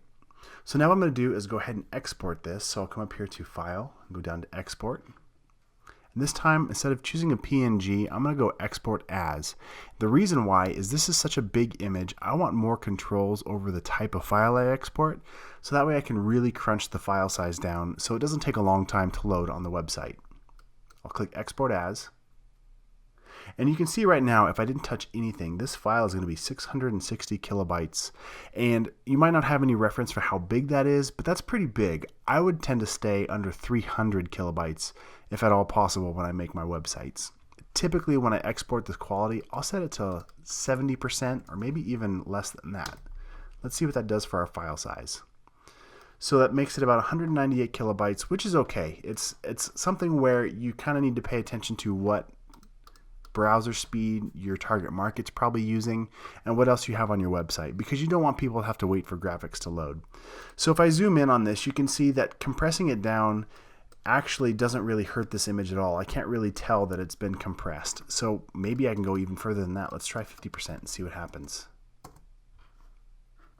And at that point, it still looks pretty good, and our file size is only 107 kilobytes. So I'm happy with that. I'll go ahead and click Export All. We'll just call this header. I'll throw it on my desktop and hit export. And this is something where you can still pull up that tiny PNG website that I showed you in the previous lecture, and you can compress your header image down even further. And I'd highly recommend you do that, because even though Photoshop does a really good job of compressing the image, you want it to be as slim and as small of a file size as possible. So I'm going to drag that image from my desktop up into this little drop zone, and TinyPNG is going to compress it. And you know what, we didn't get that much, but it's still 8 kilobytes saved. So I'll go ahead and hit download right here. It'll throw it into my download stack. And now let's jump back over into our website. I'll click on edit page. I'll scroll down to the bottom. We'll go to image background. And I'll click on the remove upload button right here down below that image, and we'll click upload to upload another image, which is the one that we just created. And again, don't forget to add alt text or description text if you have something to add for your site. Just again, trying to help your site get found by Google or other search engines. And then another option we can do is click this parallax header option. Again, this is in Salient, but what it's going to do is add a really cool depth effect as you scroll. So let's go ahead and save that and view what that looks like now. So now we have that image full size, and as I scroll, you see it's got the parallax effect where the background is moving at a different speed than the foreground and other page elements. It's pretty cool. And that's pretty much it as far as the header image. Of course, if you have more design skills, you could add a lot more elements to this. You could do things such as, I'm just going to add a new layer, get my gradient tool over here, click and drag, and maybe make that a multiply. So it kind of gives a little burned edge here. We could do a lot more. We could add text, we could add more images, and go crazy with it. But for right now, all we're trying to achieve is just a subtle design element that kind of helps build our brand and build the story behind the website. And that's pretty much it. I know this is pretty simple stuff, especially if you're already a graphic designer. You should know how to create your own graphics, but I hope this helps you find simple ways to add some more visual interest to your designs. And no matter what theme you're using, whether it's the default 2017 currently on WordPress or even any other website platform out there, almost all of them give you an option to add a header graphic. And if you're on WordPress and you're using a different theme and maybe it doesn't have the option for a header graphic like this, don't forget you can add the Slider Revolution plugin as well and add a lot more functionality to create those awesome graphics for your site. In this lecture, we're just going to look at some portfolio settings in the Salient theme. So what I want to show you is currently the home page from what we installed. It has basically default page elements, And then it's got the portfolio that loads down below. So the way that works now, if I click on edit page up top here, you can see that the way this is working, it's got the Visual Composer plugin, and it has these sections here, and it's got this portfolio element added to it. I can click the pencil tool, and I can change exactly which categories it's pulling in. I can control how the layout is. I can control a lot of things in here. I'm going to go ahead and hit Save Changes because you can check this out on your own. Now, if I wanted to, if I go back to the main site, you'll notice we don't really have a portfolio link. But if I wanted to create my own portfolio section and have the homepage be more basic or have text instead of images or whatever, I could delete that section and create a new page just for the portfolio. So if I come up here to New and I click Page, I can make a portfolio page. I'll capitalize that. And then what I'll do, I don't have to do anything here in the middle. There's actually a built-in template in the Salient theme. I'll come over here, click on that, drop down and choose Portfolio. And now all I have to do is hit Publish. If I hit View Page, you can see that I have a fully dynamic portfolio built on the default settings from within Salient. Now, it doesn't show up in the menu. If I wanted to, I can come back over here to Menus, and it's the last page we just added, so I'll click on that and hit Add to Menu, and maybe drag this up into place, and I'll hit Save. And just like that, I added a custom portfolio page to my website as well. So that's something you might want to do depending on how you want your layout to be. And then the next thing I want to show you is, if we scroll down, you can see that we have these categories set up. So if I click on adverts or applications or branding or graphic design, all the projects shuffle according to what their category is. And the way that that works is pretty simple. I'll click on my dashboard again, and I'll come down to the portfolio menu. And then down here I have project categories. So I'll click on that, and you can see this is where we've created these categories. And over here we can see how many different projects belong to each. So if there's something in here you don't want anymore as a category, I could just hit delete, or I can add a new category altogether. So perhaps I want to add web design as a category. I'll hit add new project category. And now web design will be here, and it automatically created a slug. So you notice I didn't have to try and put that in over here. And again, a slug is just the URL friendly version of the name. So it's what it puts up in the address when you go to that different category. So all I had to do is put the name, hit add new project category. And then if I wanted to, let's go back to our main site here and we take a look at these categories. You'll notice it doesn't show up yet. And the reason why is if I click on any one of these, we currently don't have any of them showing up as one of those category items. So I'm going to edit any one of these, it doesn't matter what, but I'll click on the web design category in one of these projects and I'll hit update. And now when I go back to that home page again, because we have a project that features web design, that category will now show up. Now that you know how to set up the portfolio and change some of the basic settings, let's actually look at the posts themselves, the actual portfolio pages, and how to work with that. I'm going to jump back into my dashboard. And if I come back to this portfolio tab, I'll click on that. And you'll notice that when I'm on the main portfolio tab, you can see all of the different portfolio pieces that came in when we installed the demo content. So if you're ready to create your own stuff and you don't need this as a guide, you could click the checkbox at the top, go to bulk actions and hit move to trash, then click apply, and it would throw all of these in the trash and you could start from scratch. The other thing you could do as you're kind of getting your feet under you and kind of getting used to how this works is just go ahead and click on any one of these and just start reverse engineering how they have each page set up. So since this is a post under the portfolio category, and again over here we can control the specific category it belongs to, and we can add multiple categories if we want. I'll hit update real quick. I'm going to hit view post, and you can see that each post has a different layout down below. So as you scroll through all of these projects and you see what you like, you might be able to start adding in your own content in its place. So as I scroll down further, down towards the bottom, you can see that it's got this next project button. That's a default built into this theme. But I can come back and click edit portfolio item, and I've got this visual composer here. So if I wanted to, I can rearrange any of these things, click and drag. I can add more elements, click on that plus button, and there's a lot more elements like images, texts, animated title, lots of stuff that you can add in here. So that's going to be something you're going to have to decide what you want to do on your own. We can also add templates like we learned at the beginning of this series, where you could go through and add any kind of elements like this whole project category. So let's say that you want to show something with these iPhones as a sample. You could click on that and this 4 visible touch enabled gallery gets added all the way down to the bottom. So here's that gallery. I can click and drag that back up to the top. Let's say I want that to be the first thing that they see. I'll hit preview changes real quick.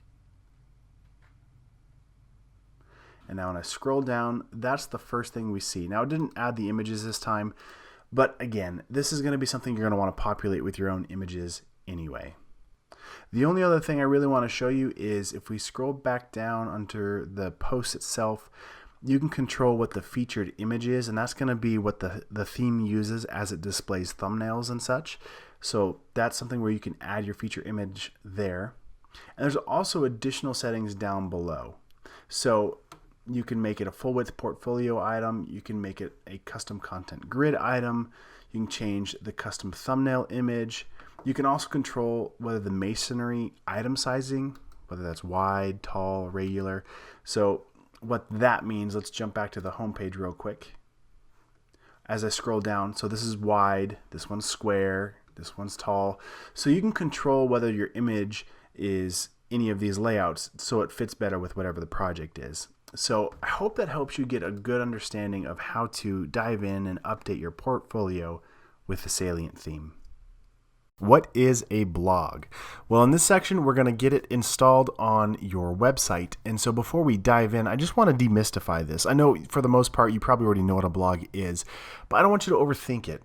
Really, all a blog is just a collection of articles. It's nothing fancy. It doesn't have to be, quote, a blog. You don't have to use WordPress. You could make it with static HTML pages. Really, all it is a collection of articles that are in reverse chronological order. So typically, the newest post shows up first. So with WordPress, we can actually schedule our posts and we can do some pretty fancy things. But again, if you know how to code a web page, all you got to do is add another page and add some links, and essentially you've created a blog or your collection of articles. We also organize our blogs with categories and tags. This helps it become more user-friendly as well as improve our search engine optimization. Which brings me to the next point. Does blogging actually help SEO or search engine optimization? I would say yes and no. So yes, because by its very nature, it's just a collection of articles. So anytime you have more content on your website, it's going to help with search engine optimization. It's going to help those search engines like Google, Bing, Yahoo, whatever. It's going to help them find you. It's really in regularly publishing content. So you could do this just by adding pages. It doesn't necessarily have to be a blog. What's nice about a blog, though, is that that sorting of the categories and the tags and all the posts into one spot instead of adding a ton of pages, it helps keep it clean and not be so cluttered. So that's where it's really helpful. And honestly, it's just casting a wider net for search engines to find. So again, you're adding a lot more content, a lot more text, which then gives those search engines something to actually discover and then show to people who are searching for it. So the other way that this really helps, especially with WordPress, is you've got these built-in meta tags. So your titles, your descriptions, your keywords that we added, like on the featured images when we uploaded the logo in a few lectures back, where we added the alt text that then gives Google, well, again, any search engine, something to discover. So that's where the magic really happens as far as it helping your SEO. The other thing is page links in general that search engines can follow. So when they land on that post and you have other categories in your sidebar or other links that then let it spider out and crawl and discover all of the other pages on your website. The other piece to this is the search engine friendly URLs. So whenever you add a new page or a new post in WordPress, your URL at the top, whatever your domain name is, .com/, whatever the page title is. And that's one more way for search engines to find you. So, in conclusion, the information that I just shared with you was actually written originally by John Crenshaw a few years ago, and the link is in the description here. I'd encourage you to read it.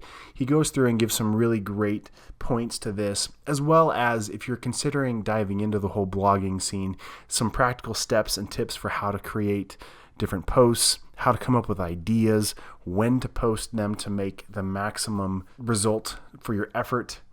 And last, they're super easy to set up, especially because we're already using WordPress. So let's dive in. Creating a blog on WordPress is really easy because that's what WordPress was intended to do from day one. So what we're going to do is continuing with the site we've been working on, and it doesn't matter if you haven't been following along because the steps I'm going to show you will work no matter what theme you're using as long as you're on WordPress. So let's go ahead and dive into our dashboard. And what we're going to do is we're going to create a regular page. We're just going to name it blog. You can name it anything you want. It could be news. It could be featured articles. It doesn't matter what the name is. We're just going to create a page that will house all of the posts. And posts are kind of like pages, but they're a post. They're just designated as an article, essentially. And all of those posts are going to dynamically load into whatever page we tell it to. So let's go ahead and do that. First, let's jump over to our pages, and when you created your demo site, it maybe created a blog page for you. If it didn't, and even if it did, you can add a new page, and again, you can call it anything you want. In this case, since I don't have a blog yet, I'm just going to call it blog. I'll go ahead and hit publish, and then I'm going to jump over to my settings. We'll go down to reading. I'll click on that. And now what I'm going to do is I'm going to tell WordPress that my post page is this blog page. So now my blog posts will load into this page. I'll click Save Changes. And now I'm going to go back to my appearance, down to menus, and I'm going to add that blog page to my menu. We'll click here, click Add to Menu. Maybe drag this up so contact is the last page there. I'll hit Save Menu. We'll jump back to the live site, and now we have the blog link. I'm going to click on that, and you'll notice I've got this Hello World. So this was one of the default posts that gets installed when you load WordPress. So depending on your theme, your styling could look very different. One way that we can control this with the Salient theme, if I go back to Edit Page, I don't have a templates function over here on the side. Some themes will have that where you can click a little drop down and it'll have the option for like blog or portfolio so you can control what that page is. In this case, you're going to want to come over to the Salient menu, go down to blog and click on that. And then you'll have more blog settings that you can set for how your blog is displayed. So if you go through here, we can control a lot of things from how it loads in the animation to the type of layout it is, whether in this case it's standard blog with a sidebar, or maybe it's a masonry blog where it's got all the images, kind of like Pinterest does. If I save this real quick and we go back to the home page and then click on blog, it should change the layout. Now, this Hello World does not have a featured image, so I'm going to click on this post real quick. I'm going to go to Edit Post, and I'm going to quickly throw in a featured image just again so we can see how this works. I'll click Set Featured Image. I'll update that post. Let's go back to the main blog page here. And now you can see how it pulls in that image. So basically, if we just look at what we did at the beginning of this, we set up a page and we told WordPress what page was going to be our blog page. So in the next video, I'm going to talk a little bit more about posts, how to set them, and how to control the settings in WordPress. In the last video, we got our blog set up on our WordPress site. Now I want to talk about posts in general. So right now we are on the blog page. Let's jump back into the dashboard. And you can see that in the sidebar we have this Posts tab. So if I click on it, right now we only have this one Hello World post. It's really easy to add a new post. I can click on this Add New button here. I can click Add New on the sidebar. Or while I'm in the site, and I have this options bar across the top, I can click new post here. So they're all going to get you to the same thing. And this page is going to look really familiar. It looks almost exactly like a regular page in WordPress. So in this case, if I wanted to add another post / article, whatever you want it to be called, we can add a title up there, and you'll notice it gives the permalink or the URL right here. And we talked about that in the first video of this section, where this helps with your search engine optimization. So this will be the actual link that goes up above in your search engine or in your URL in your browser window. So if you wanted to change this, you can change this and make it something that's even more SEO friendly and specific to your topic. Once you've done that, you can add any text you want here.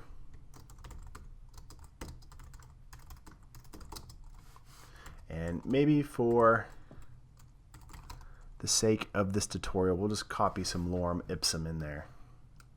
Lorem ipsum, for any of you potential non-designers, is just filler text. So we'll drop that in there. Now that I have that, I can continue to add more things within this post. So if you don't see this, you can click on this toolbar toggle and you can add even more styling, or up here we can add media. So in this case, you could upload a photo if you wanted to and insert it directly into your post anywhere you want.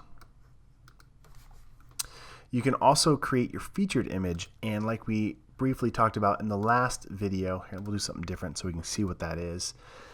The featured image is what will show up on that blog page. Now, depending on your theme, some themes will pull that featured image and actually use it for the header graphic, and will use it in many places throughout your blog. Since we're on Salient, you also have a custom header setting here where we can upload anything we want for that page. So we'll go ahead and select a file there. We can make it parallax. We can add all kinds of stuff here. And I'm going to go ahead and publish this.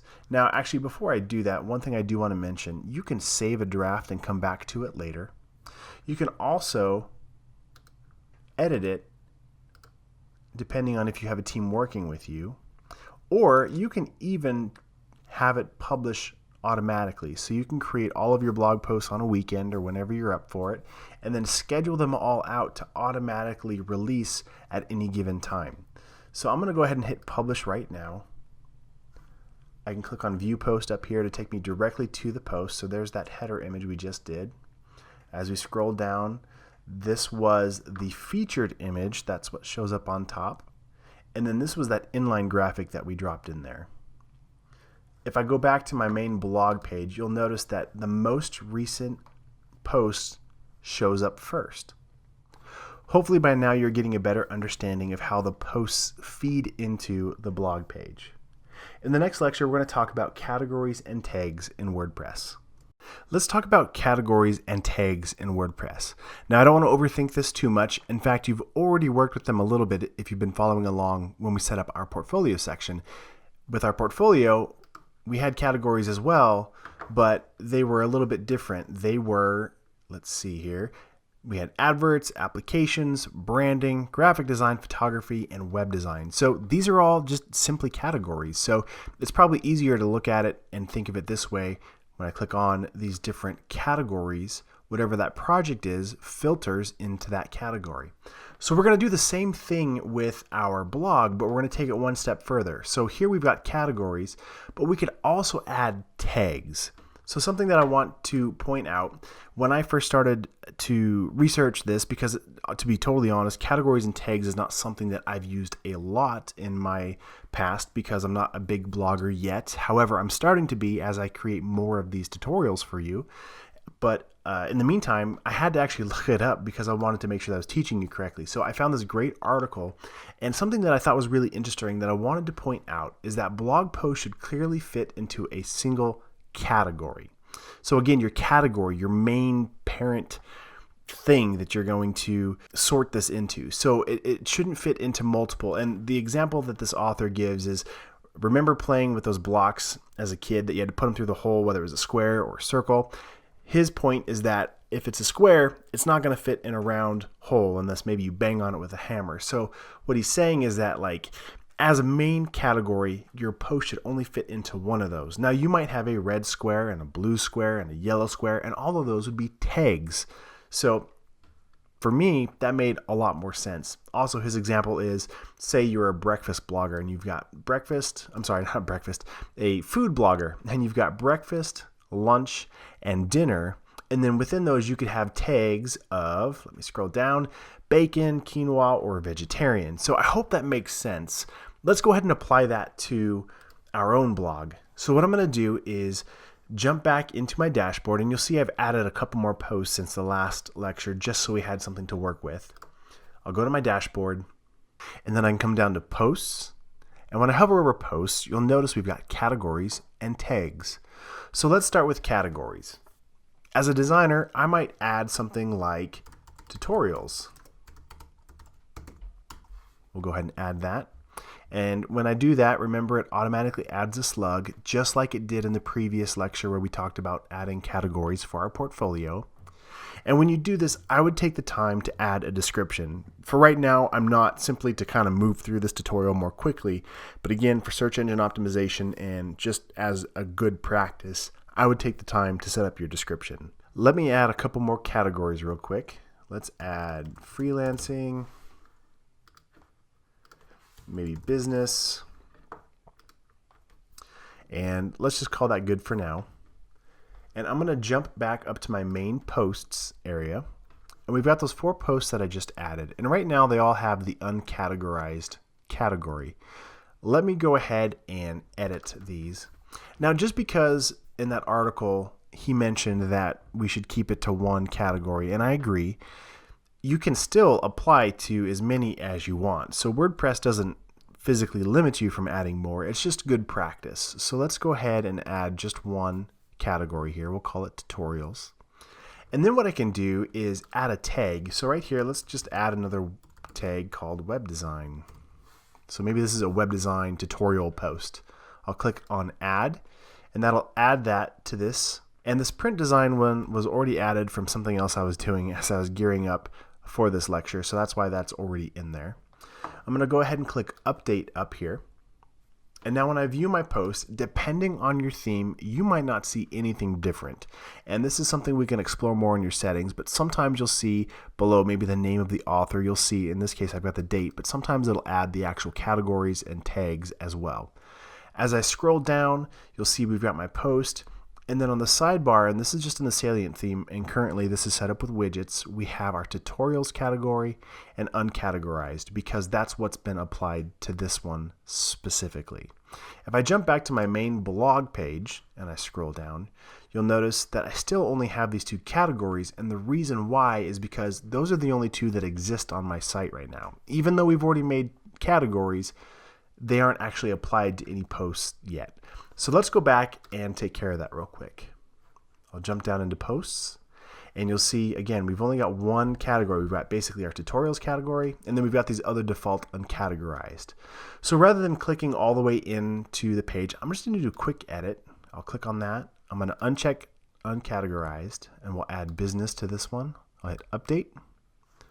We'll go down to this and hit quick edit. Let's make this one freelancing. We'll update that. And last, let's make this hello world. Let's see, we've got tutorials, business, freelancing. Actually, let's just leave this one uncategorized, and I'll click update. Now when I go back to view my posts, and I scroll all the way down on the sidebar, you'll see we've got the different categories. And if I click on any one of these, it'll filter it just like it does on our portfolio. And then depending on how you have your blog set up, you can have your tags featured as well. So right now by default, they're not showing up, but let me show you something real quick while we're in here. I'm going to jump over to my appearance and go down to widgets. So right now my blog sidebar that we're looking at is controlled by all of these widgets right here. And what I can do is come down, and I have this tag cloud widget that I'm going to drag in. Let's put it right below categories. I'll hit save. And now when I jump back to that blog and I go to my sidebar and scroll down, you can see that the tags that I've used so far show up. So if I click on that web design tag, any posts that have that web design category will show up. So hopefully that helps clear up what a category and what a tag is in WordPress and how to use them. In the next lecture, we're going to take a look at how to set up comments in WordPress, or how to disable them, because most likely you're not ready for comments yet, and that way you can avoid getting spammed. Having comment functionality on your blog is going to be really helpful for engagement, as well as it's another way to have SEO on your site. It's one way that Google or Yahoo or Bing or whatever can actually see people interacting with your website. So in many cases, comments can be a great thing. And in fact, that's how you can get a lot more inspiration for what articles to write as people engage with your posts and you can see what's popular. However, the dark side of the internet, as you know, are all of the trolls and all the haters who are going to post negative things, or all the people who are going to spam and post links to other sites that you probably don't want featured on your website. So let's take a look at comments real quick in WordPress and show you how to control that. I'm going to start by jumping into my dashboard again. And you'll see we have this comments tab in the sidebar. So I'll click on that. And you can see right now any of the comments we have, whether we have anything pending, anything approved, anything that's gone into spam, or anything that you've added to the trash. So this is a way for you to quickly see what is happening on your website. Before we get to this phase though, you might not even have comments turned on, or maybe you do and you want them off. So let's take a look at how to control that. First, I'm going to come down here to settings, and then I'm going to come down to discussion. And you can see that these are all of our discussion, our comment settings. So as you read through all of this, there's a lot of different settings that you might want to control. So they're pretty straightforward, just read what they are. But the ones that I change the most are allow people to post comments on new articles, or allow link notifications from other blogs, or attempt to notify any blog linked to from the article. So usually I have all these turned off by default. If this is on, anytime you make a new post, it's going to allow people to comment on that post. And usually what happens is if I don't intend for that to be on, then I'll get a lot of spam comments and it'll start to really affect my website. If you're going to have this on, I would for sure leave on comment must be manually approved, and that way it doesn't go right onto your website immediately. At least that way it goes into this comment sidebar where you have to physically approve it before it loads on that web page. So again, as you get started, I would recommend turning this off unless you're trying to create an engaging community on your blog. Now, let's say you've already got a bunch of blog posts and you forgot to have this functionality turned on, or vice versa. Let's say you have a bunch of them and they've all got comments turned on and you want to turn them off. Well, it's really easy to fix. You can come over here to posts, and I can select all of these. We'll go to bulk actions and we'll click edit, click apply. And then what I can do is down here under comments, I can click allow or do not allow. So right now they aren't allowed on my blog, but I'll click allow and then I'll click update. And now if I jump to any one of these blog posts and I'll click view post, if I scroll to the bottom, depending on your theme, you should see the leave reply or something similar box at the bottom where people can actually click in here and type in a comment and then hit submit comment. So again, this is how you're going to get a lot of spam and a lot of other things. So we can talk about different plugins that will help block any spam content. So now if I scroll back up, you can see that attached to this post is a comment. And if I go back into my dashboard and go down to comments, I can see that another comment was left. And that's pretty much it in regards to comments. The only other thing I would show you is if we jump over to plugins and we click add new, you can actually search for comment, and you can see there's a whole bunch of different comment plugins that are really helpful.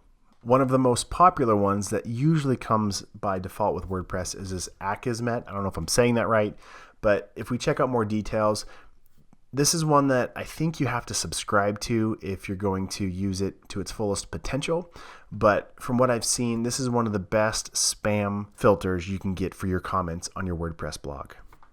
If you've been following along, we've got a portfolio, we've got a blog, we've got a killer homepage.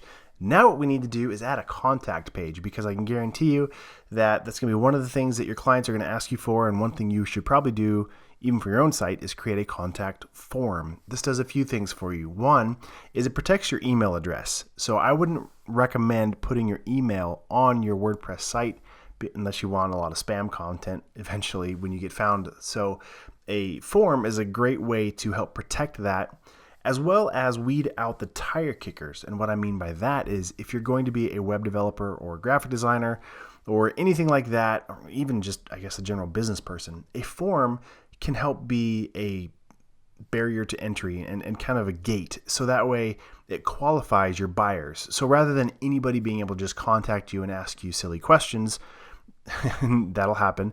It will help guide them and make sure that they're a buyer who's ready for your service. So for example, you might ask, how big is your company or what's your marketing budget? And maybe on one of the drop downs, maybe you have like $1,000 as your minimum purchase. So that way you're not getting people who want, a $200 logo or a $200 website, right?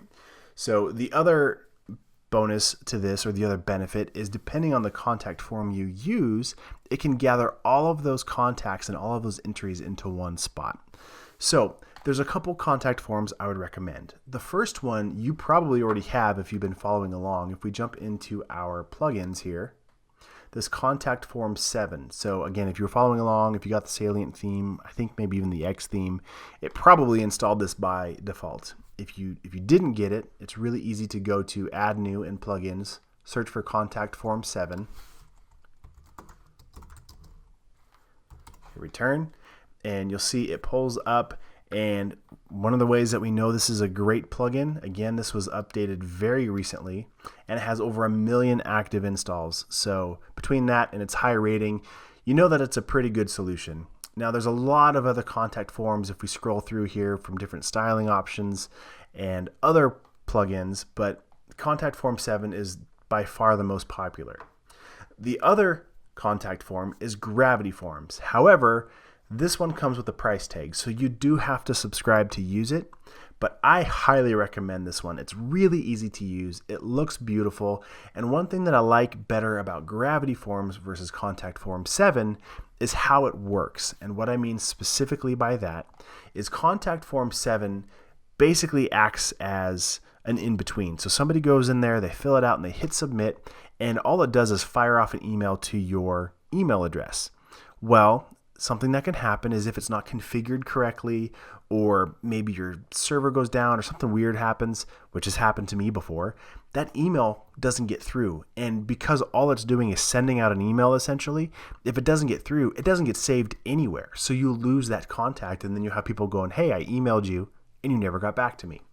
Whereas Gravity Forms, when it fires it off to send it to you, it also copies it to your WordPress database. So where this is cool is all of your contacts over time can be in one spot. So if you wanted to, you can export all of that as a comma separated value sheet, and you could upload those contacts into something like MailChimp or Constant Contact or some other email marketing platform. So it's super useful for in the future. Now, I do know there are some other plugins you can add to Contact Form 7 to make it do similar things as well, but it's a lot more hoops to jump through. So I'm a big fan of things that work well, that look good, and just take care of things and make my job easier. So again, that's why I would highly recommend Gravity Forms. Not only that, but both the X theme and the Salient theme for sure have built-in elements. So what I mean by that, if you remember when we go to any of the pages here, let me just jump into one real quick. Doesn't matter which one. I'll go to my page builder, and we'll go to add an element. Let me just type this in real quick. So Contact Form 7 is already installed, so it shows up here. But if I have Gravity Forms installed, that will show up as well. And it has custom styling, and you can also style it yourself. So what we're going to do in the next lecture is look at how to actually set up Contact Form 7 and how to set up Gravity Forms. Contact Form 7 is really simple to set up. However, configuring it can be a little bit tricky sometimes. So what we're going to do is install Contact Form 7 in this first video. And then in the next video, I'll talk a little bit more about how to control the settings and make it exactly how you want it to be. All right, let's get started by just installing Contact Form 7. So I'll go to my plugins page, and I can either click Add New right here on the sidebar, or I can click on Add New on the top right here, and I'll search for contact form 7. And it should be the very first thing that loads here on the top left. And if not, this is what we're looking for. So I'll click install now. And then once this is finished installing, the button will actually change, and you can click right here on the same button to activate it. And that actually turns on that plugin inside of WordPress. And as soon as we do that, on the left-hand side, you'll notice it added a contact tab. So I'll click on that real quick, and it gave us a default contact form right out of the gate. So we don't even have to make our own form now, which is really nice. And what we're going to do is use this shortcode here beside this form. And we haven't talked about shortcodes yet, so let me give you just a real quick rundown. Basically, shortcodes are a way for you to quickly and easily add different interactivity to your website. So when you add a plugin like this contact form page, I can actually copy the shortcode, paste it into any page or any widget or any place in the footer, and that whole form will actually display in its place. So let me show you how that works. Let's just jump over to pages real quick. And I'm going to make a test page. You don't have to name it anything special. We can just call it test. Doesn't matter what you call it. And then I'm going to click right inside of the WordPress editor here. And notice that I'm on the visual tab and not on the text tab. And I'm just going to hit Command V to paste that shortcode that I had copied to my clipboard. I don't even have to publish the page yet. I'm just going to hit Preview. And you'll notice on this test page that contact form comes in beautifully. It animates, it's interactive, and I can actually go ahead and fill it out right now. So let's just test it real quick. So put my name in. Let's put in a fake email. Testing the form, and did it work? All right, let's go ahead and hit send. And thank you for your message. It has been sent. All right, well, where did it get sent to? Let's take a look at that real quick. Because we're working locally and we're not using a real host at the moment, the contact form won't behave quite like you expect it to. You'll have to put WordPress onto a real host or install another plugin to have it work like you think it would as far as filling this out, and it emails you directly. But one thing that I've discovered that's really cool about local is they've created a utility just for this purpose. So if you go to the website that you're working on, and then over here we click on utilities, it has this Mailhog utility. So I'm going to go ahead and click on that to open it up. And you'll notice that I can see the test email that I just sent. So if I click on that, you can see exactly who it was from, what their email address was, what the subject was, and the message body. So this is a great way to kind of make sure that your form is configured correctly and that everything looks good before you put it up on a live server. So we'll get into details on how to actually customize the contact form in the next video. One more thing I want to show you. Let's jump back to our main page. So I just showed you how to use a shortcode to put that form in, but if you're building with a theme like Salient or X or even Divi, and you have those pre-built page builders, so I'll turn on my page builder by clicking on that button here, and now instead of the WordPress editor, I've got this Visual Composer set up. And you'll notice it automatically converted that shortcode into this contact form 7 element. So let me show you this real quick. Let's pretend like that wasn't here. I'm just going to hit the trash can to remove it. And let's say I was using Visual Composer to style a page. I could click the plus button, and you see all these different elements we can add, like centered headings and images and all kinds of stuff. Well, by default, we've got this contact form 7 element. So I'll click on that, and instead of having to use a shortcode, I can just point and click to add this. And there's even a drop-down menu. So if I had multiple contact forms to put in here, those would all show up here as well. So it's really just point and click. Just add contact form as an element. We'll click on the drop-down to select the form we want to use, and currently there's only the one. I'll hit Save Changes, and then I'll hit Preview. And you'll notice that it does the exact same thing. So we have the same form installed, just a different method, but it achieves the same result. So I hope you're tracking with me, but I do want to remind you, if you got lost along the way, first, you can always obviously rewind and rewatch this because it is a video. But second, and most importantly, make sure you join that Facebook group that we have set up.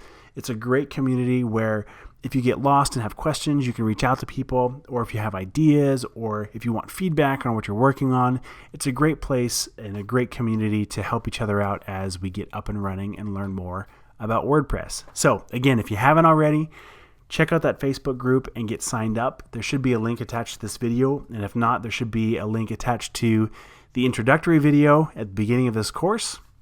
And now what we want to do is go ahead and take a look in the next video as far as how to stylize Contact Form 7 and add different form fields and control its settings for where it emails and all that kind of good stuff. So stay tuned for the second part of installing Contact Form 7. So now that we have Contact Form 7 set up and running and everything's looking good there, let's go ahead and look at some of these settings and how to configure your form and have it be exactly what you want. So first things first, this is a great spot for me to point out that if you're already overwhelmed looking at what's going on here in the sidebar, you might want to consider just go ahead and purchasing Gravity Forms instead. It's a lot simpler to work with, it's drag and drop, and it's a lot prettier to work with. So that being said, if you want to stick with the free version, let's go ahead and roll up our sleeves and dive in. So I have my screen open here on split screen so we can kind of see what's going on. I'm under the Contact tab inside of WordPress, so I'll just click on that so you can see I just landed right here on this contact page. I'll click on this Contact Form 1. And now we have 4 different tabs that we can work with. We have our main form, so this controls what our form actually looks like. So over here on the side, it controls what the actual input boxes are. We have our mail tab, which controls how it's sent and who it's sent to. We have our messages, so for example, if I were to try and send this form right now, you can see that it says this field is required and one or more fields have an error. All this kind of stuff can be configured on the messages tab here. And then we have additional settings, and to be totally honest, I have never used this tab. So if you'd like to learn more about what this tab does or how to style this form further, I just should point out real quick that you have these Docs, FAQ, and Support tabs right here on the side. So feel free to dive in and learn even more about this. But what I want to do right now is just show you basically what I change whenever I get into Contact Form 7 and what I set up for my sites. So let's go back to form. And let's just try and deconstruct what's going on here. So this is the default form, and those actually probably weren't in there. That was me playing with stuff earlier. So let's take a look at this. We have our label, which is what shows up above the contact or the input field. So in this case, your name and it's required shows up here. And then we have a text box, an input box. This little asterisk means that it's a required field. And then this is the name of the field. So how this would work, let's go ahead and go down to the bottom, is if I were to want to add any of these types of elements, I would just click on it and I can use this box to give it a name. So maybe this would be like cell phone or something like that. And I can click required field. And you'll notice down here it's building the shortcode for me. So as I click required field, it added that asterisk in there for me by default. I can give it a default value, so let's say you want it to be filled with something right out of the gate, like that. I can use this text as a placeholder in the field, and you'll notice that it added that into my shortcode. I'll hit Insert Tag, I'll hit Save, and now when I refresh this page, you'll see that it has this form field down here, and it has the number as a placeholder text. So as soon as I click on it, that goes away, and I can start typing in my own number. But you'll notice that when I refresh this page, it didn't have any label above it. I didn't know what was up here. So what we can do is copy this label. Doesn't matter which one. I'll just hit Command C, Command V to paste. I'll grab this closing label tag and now hit Save. And I don't even care that this says subject right now. I just want to show you how this works. So let's refresh this page. And now I've got subject above, and you'll notice the placeholder text went away. So there's little bugs like this that I'm not quite sure if you're going to run into these or if it's just on my end, but I have found that it does stuff like this every now and then. So again, another reason why I would probably suggest jumping over to Gravity Forms. So anyway, let's keep going. I'm just going to delete this placeholder text. mostly to show you that you can work dynamically right within here. And this is just a general text input area, this whole thing. So you can mix in all of these short codes, but I can also mix in HTML as well. So if I save that, if you know how to use any kind of HTML tags or CSS tags or anything like that, that will work here as well. Okay, so now what we need to do is configure how this is sent. So if I click on the Mail tab, right now it's been filled with the default from local. But what you're going to want to do is put in your personal email address or wherever this is getting sent in the to field.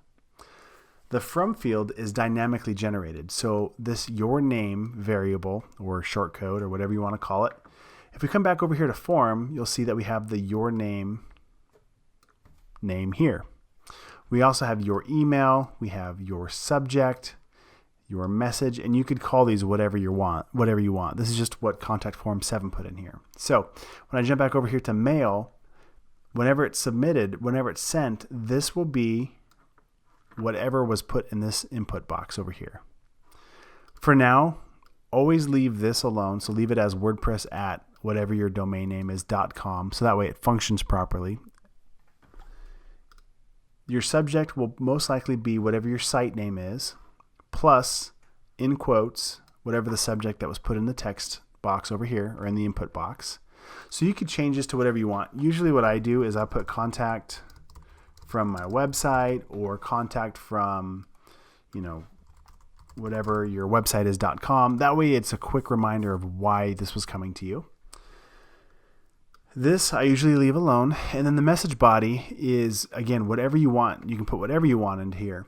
So if we were to pull up MailHog real quick, you can see that this whole message body was what was sent through that contact form. So I can come back in here and configure this. And if I were to add more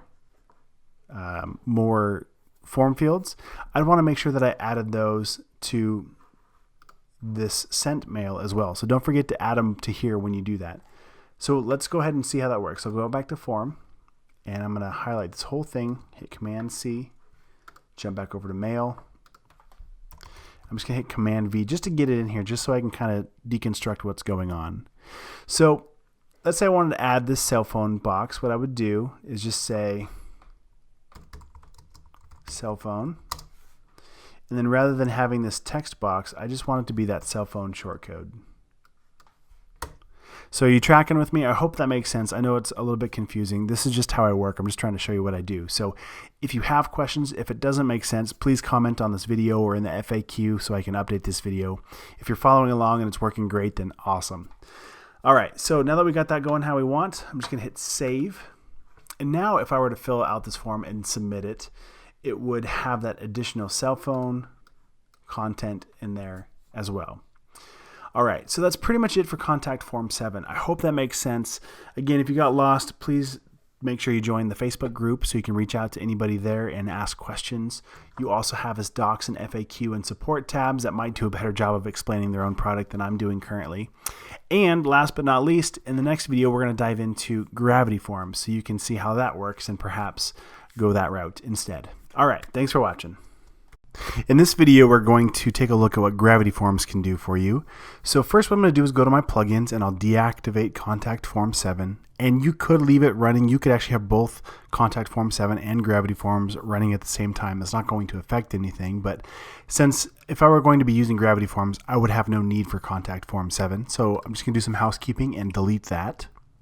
Now what I'm going to do is jump over to gravity forms, and I already have an account and I've already logged in, and when you log in you can see what your licenses are, and I've got a business license here with a license number, and I can also go to downloads to see exactly what I have to download. So they've got some different beta releases, we've got the main gravity forms, and then there's some also basic add-ons that are available as well. So right now all I'm going to do is get the download for the main gravity forms plugin. I'm going to come back to my licenses tab, and I'm going to double click and copy that license to my clipboard. And then we're going to jump back over into our plugins area, and I'll click on add new. And this time, instead of searching for my plugin like we did with Contact Form 7, I'm going to click Upload Plugin. And I can either choose the file, or I know it's down here in my download stack. I'm just going to drag and drop and pop it right on top of that. We'll click Install Now. And then it installed successfully, so let's go ahead and activate that plugin. And there you go. That's pretty much it. Now, again, it's going to say register your copy of Gravity Forms to receive access to automatic upgrades and support. So this is where if you were to have the download files first and you don't have the license key yet, you'll get that message. So you can click Purchase One Now, or we can go into Settings for Gravity Forms, and we can just paste that license key right in here directly. I'll hit Next. We will keep the background updates enabled. That's fine. I'll click Next. And I'm not going to use any currency, but I can select this to US dollar since we're in the States here. And everything else for right now is fine. And we can come back and change any of these settings at any point in time. But for right now, I'll leave these alone. And that's pretty much it. So just like it did with Contact Form 7, it created a Forms tab on the side. So you see we have a few more options. We can come back to these settings anytime if you need to change any of that. We can see all of the forms, or right now I can just click Create a Form. So that'll take us to the New Form tab. Let's just call this Contact Us. It's just a simple contact form. And I'll hit Create Form. And just like that, we have our form builder right here. So this is a lot simpler than Contact Form 7. I can click over here on what I want from standard fields. Click over here and give it a name. So this field label could be, maybe this is first name. And you can give it a description. You can make it required. So you can see how this is very different than Contact Form 7. It's very much point and click. You can change the appearance. And there's even some advanced tabs that you could work through here as well. So a lot of flexibility and super easy to use. Let's go ahead and take a look at these advanced fields down here. So I just made a name tab, but there's already a name tab here that we could add. I'll click on that. And it gives you a first and last name already without having to set that up. Maybe you want an address in there, and you'll see it adds all of that. Maybe you want a phone number or an email address or a file upload, and you can see how this is super easy to work with. So I'm going to go ahead and hit Update. And then from there, what I can do is go to my settings. So I've got these 4 tabs across the top. We have our settings that control how the form behaves. So for example, here's the form basics. What's it called? What's the description? You can change some of the layout options. You can do a lot more down here. What's really important is the confirmations tab. So as soon as somebody submits this, how does it behave? So if I click Edit, right now it'll send off this message, and it will actually set up a page, or I'm sorry, a text right in the middle of where the form used to be. So it's just going to pop this up. But you have the option to redirect to a whole different page. So maybe after they submit it, you send them to a whole thank you page that you've created on your website. Or you can redirect right here to an actual URL. So maybe it's a completely site altogether. So it's really nice that this is so flexible. It lets you really dial in exactly how you want it to behave. Then there's notifications. So the way notifications work is once the form is submitted, you want to know that somebody actually filled out the form. So right now, by default, it's going to send a notice to whomever the admin is on the website. You can double check that by coming down here to your settings. So I'm going to hold down the Command key and click real quick. And so by doing that, I just opened up a new tab. And right here, we can see that currently the default admin address is this dev-email placeholder that Flywheel put in here. So you'd want to make sure that you have your actual email address here. So whatever's in here is what is going to be sent to this admin notification. All right, so there's a few different settings we can dial in here. These are all really straightforward, so they're simple for you to kind of look through and see what you want to do. And then we have entries. So what's really cool about this is every time somebody submits an entry on your form, those entries are captured in the back end of your site here. So the reason why this is so great is, let's just say that your host has issues or something weird's going on, or maybe your email account is blocking, what quote spam, and maybe it's not spam, right? So anytime you have a question about missing an entry, you can come in here to forms and go down to entries, and you'll see every single entry that's ever happened on that form. That's amazing. It's a super big help, especially when things go wrong. And I've had that happen a lot, where this has actually been a lifesaver to have that contact information. So really handy to have. And then of course we've got our preview button. You click on that and you can see what the form might look like. And then depending on the theme you have, I mean, it might look a lot different. It will look a lot different, but at least you can kind of see how this is laid out as far as the form is concerned. Now what I want to do is take a look at how to embed a form. So let's go ahead and jump over to Pages. And I'm going to jump over to our current contact page. It's live on the website, and I'll click Edit. So if we hit Preview real quick, just to remind ourselves what this looks like. This is that contact form that I currently have on the website, and because it's a local host, we don't have this map showing currently, but when we migrate that, this will show up. So what I want to do is try and put that form right here in this open space. So I'm going to close this preview. We'll jump back over to the main page, and I'm going to click on this little plus sign here. And this time I'm going to type Gravity Forms, and you'll notice that when I did this demo with the Contact Form 7, Gravity Forms didn't show up because I didn't have it installed yet, but now that it's installed, it shows up as an element within Visual Composer. So now what I can do is click on this drop-down menu and just choose that Contact Us form I chose. I can choose whether or not to show the title. I can display the form description. And in this case, on both of these, I'm just going to leave it as no. Enable Ajax. To be totally honest, I just leave this alone and let it be how it is. I'll hit Save, and I'll hit Preview Changes.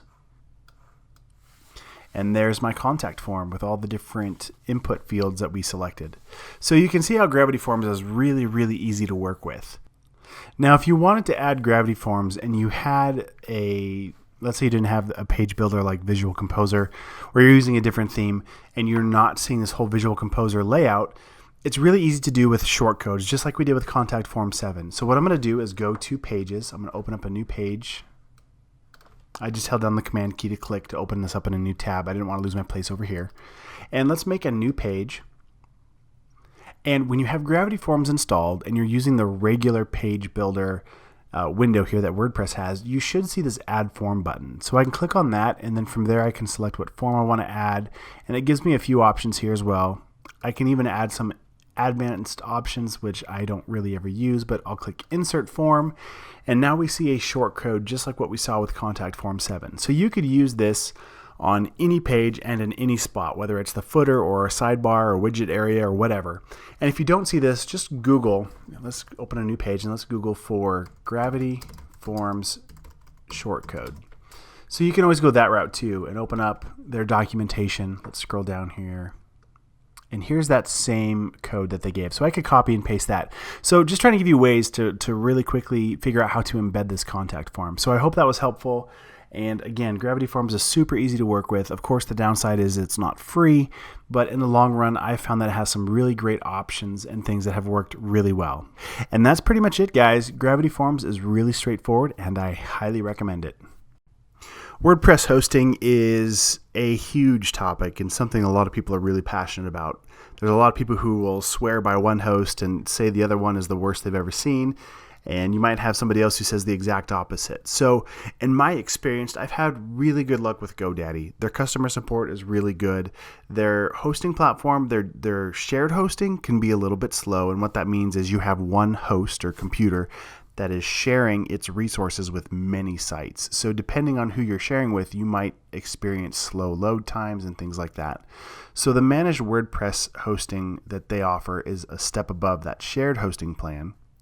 And then you have other hosts like Bluehost and WP Engine and SiteGround and DreamHost, and I could go on. And again, they've all got great options as well. So it's really hard for me to tell you exactly what you should do. I think you're going to need to do some research on your own, figure out what your budget allows for, maybe even try and call their technical support and see who you like to work with. That's what we did. So currently, like I said, we have a lot of our sites on GoDaddy. We also use ThemeCo, the X theme. They have hosting, and we've used their hosting as well and have had good experience with them. Currently, they don't have a call center though, so when you need help, you have to email them, and sometimes that can be difficult, especially if you're new to this, to know what to even ask. If things aren't working, you don't even know how to ask for help. So that's where I would probably steer you towards Bluehost or GoDaddy or something like that.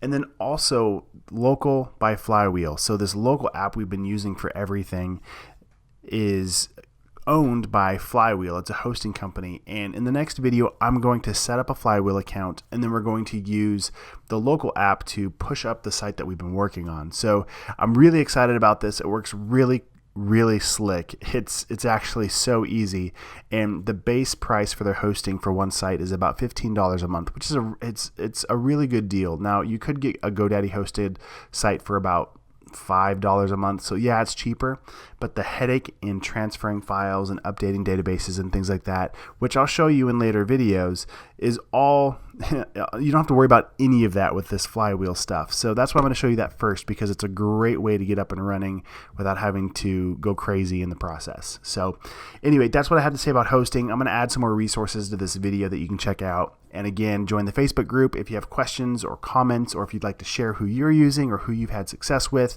And just keep that communication open, because I know that this video and this whole topic is going to be something that gets dated quickly in this course, because it's going to change fast. So do your research, do your homework, and check out those links below. Now that we got our Flywheel account set up for hosting, let's connect that to the local app. What I'm going to do is open up local, and over here on the left hand side I've got this little connect to Flywheel icon. So I'll click on that, and I'm going to log into Flywheel. And since I'm already logged in on the website, it sees itself, and so I'm going to go ahead and click connect to Derek Mitchell, that account that we just created. We'll allow it to open local by Flywheel. And there we have it. We have our first connected website to Flywheel. So I can either pull this down to local if I wanted to, let's see, create a backup and create the site, so that way I can make modifications on my own computer. So I can connect and pull down the site. Or since that's just a base install and there's nothing there for me to worry about, I can come back to all of these sites that we've been working on, and I can actually push this up to Flywheel. So I'll click push to Flywheel, and I'll select a site on Flywheel, or I can create a new site. So if I don't want to overwrite what I've already done, I can create a new one. But I'm going to go ahead and push this on top of that. We'll push to Flywheel. And now it automatically connects to that site that we made on the server, and it's currently pushing these local files we made up to the server.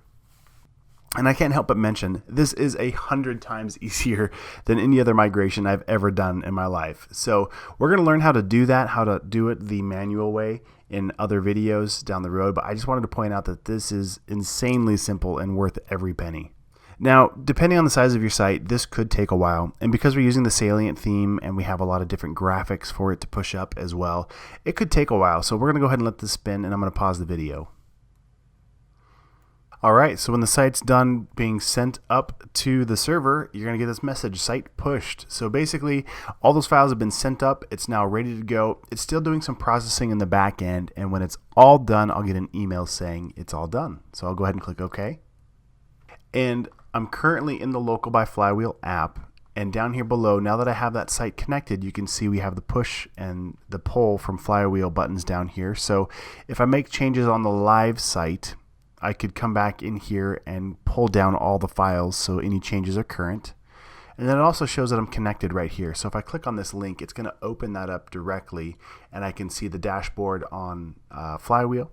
And then from in here, I can click on the actual link itself and see that new site we just put up. And I'm getting an error because it's still processing. So once this is all said and done, we'll be able to click through our website, and everything should be working great. So I'm going to go ahead and cut this video right now. And if you have any questions, again, join the Facebook group or comment below. I'm going to sound like a broken record, but I want to make sure that I'm helping you guys out as much as possible, and I can't do that if you don't join the group. And then also, I'm going to attach some documentation, because like I said, I know that I'm going to do my best to show you everything in this video, but given the nature of web design and web development, things change so fast. So if something that I did here looks different or it's not working out for you, make sure you check the documentation for Flywheel in the information below. All right, guys, thanks for watching.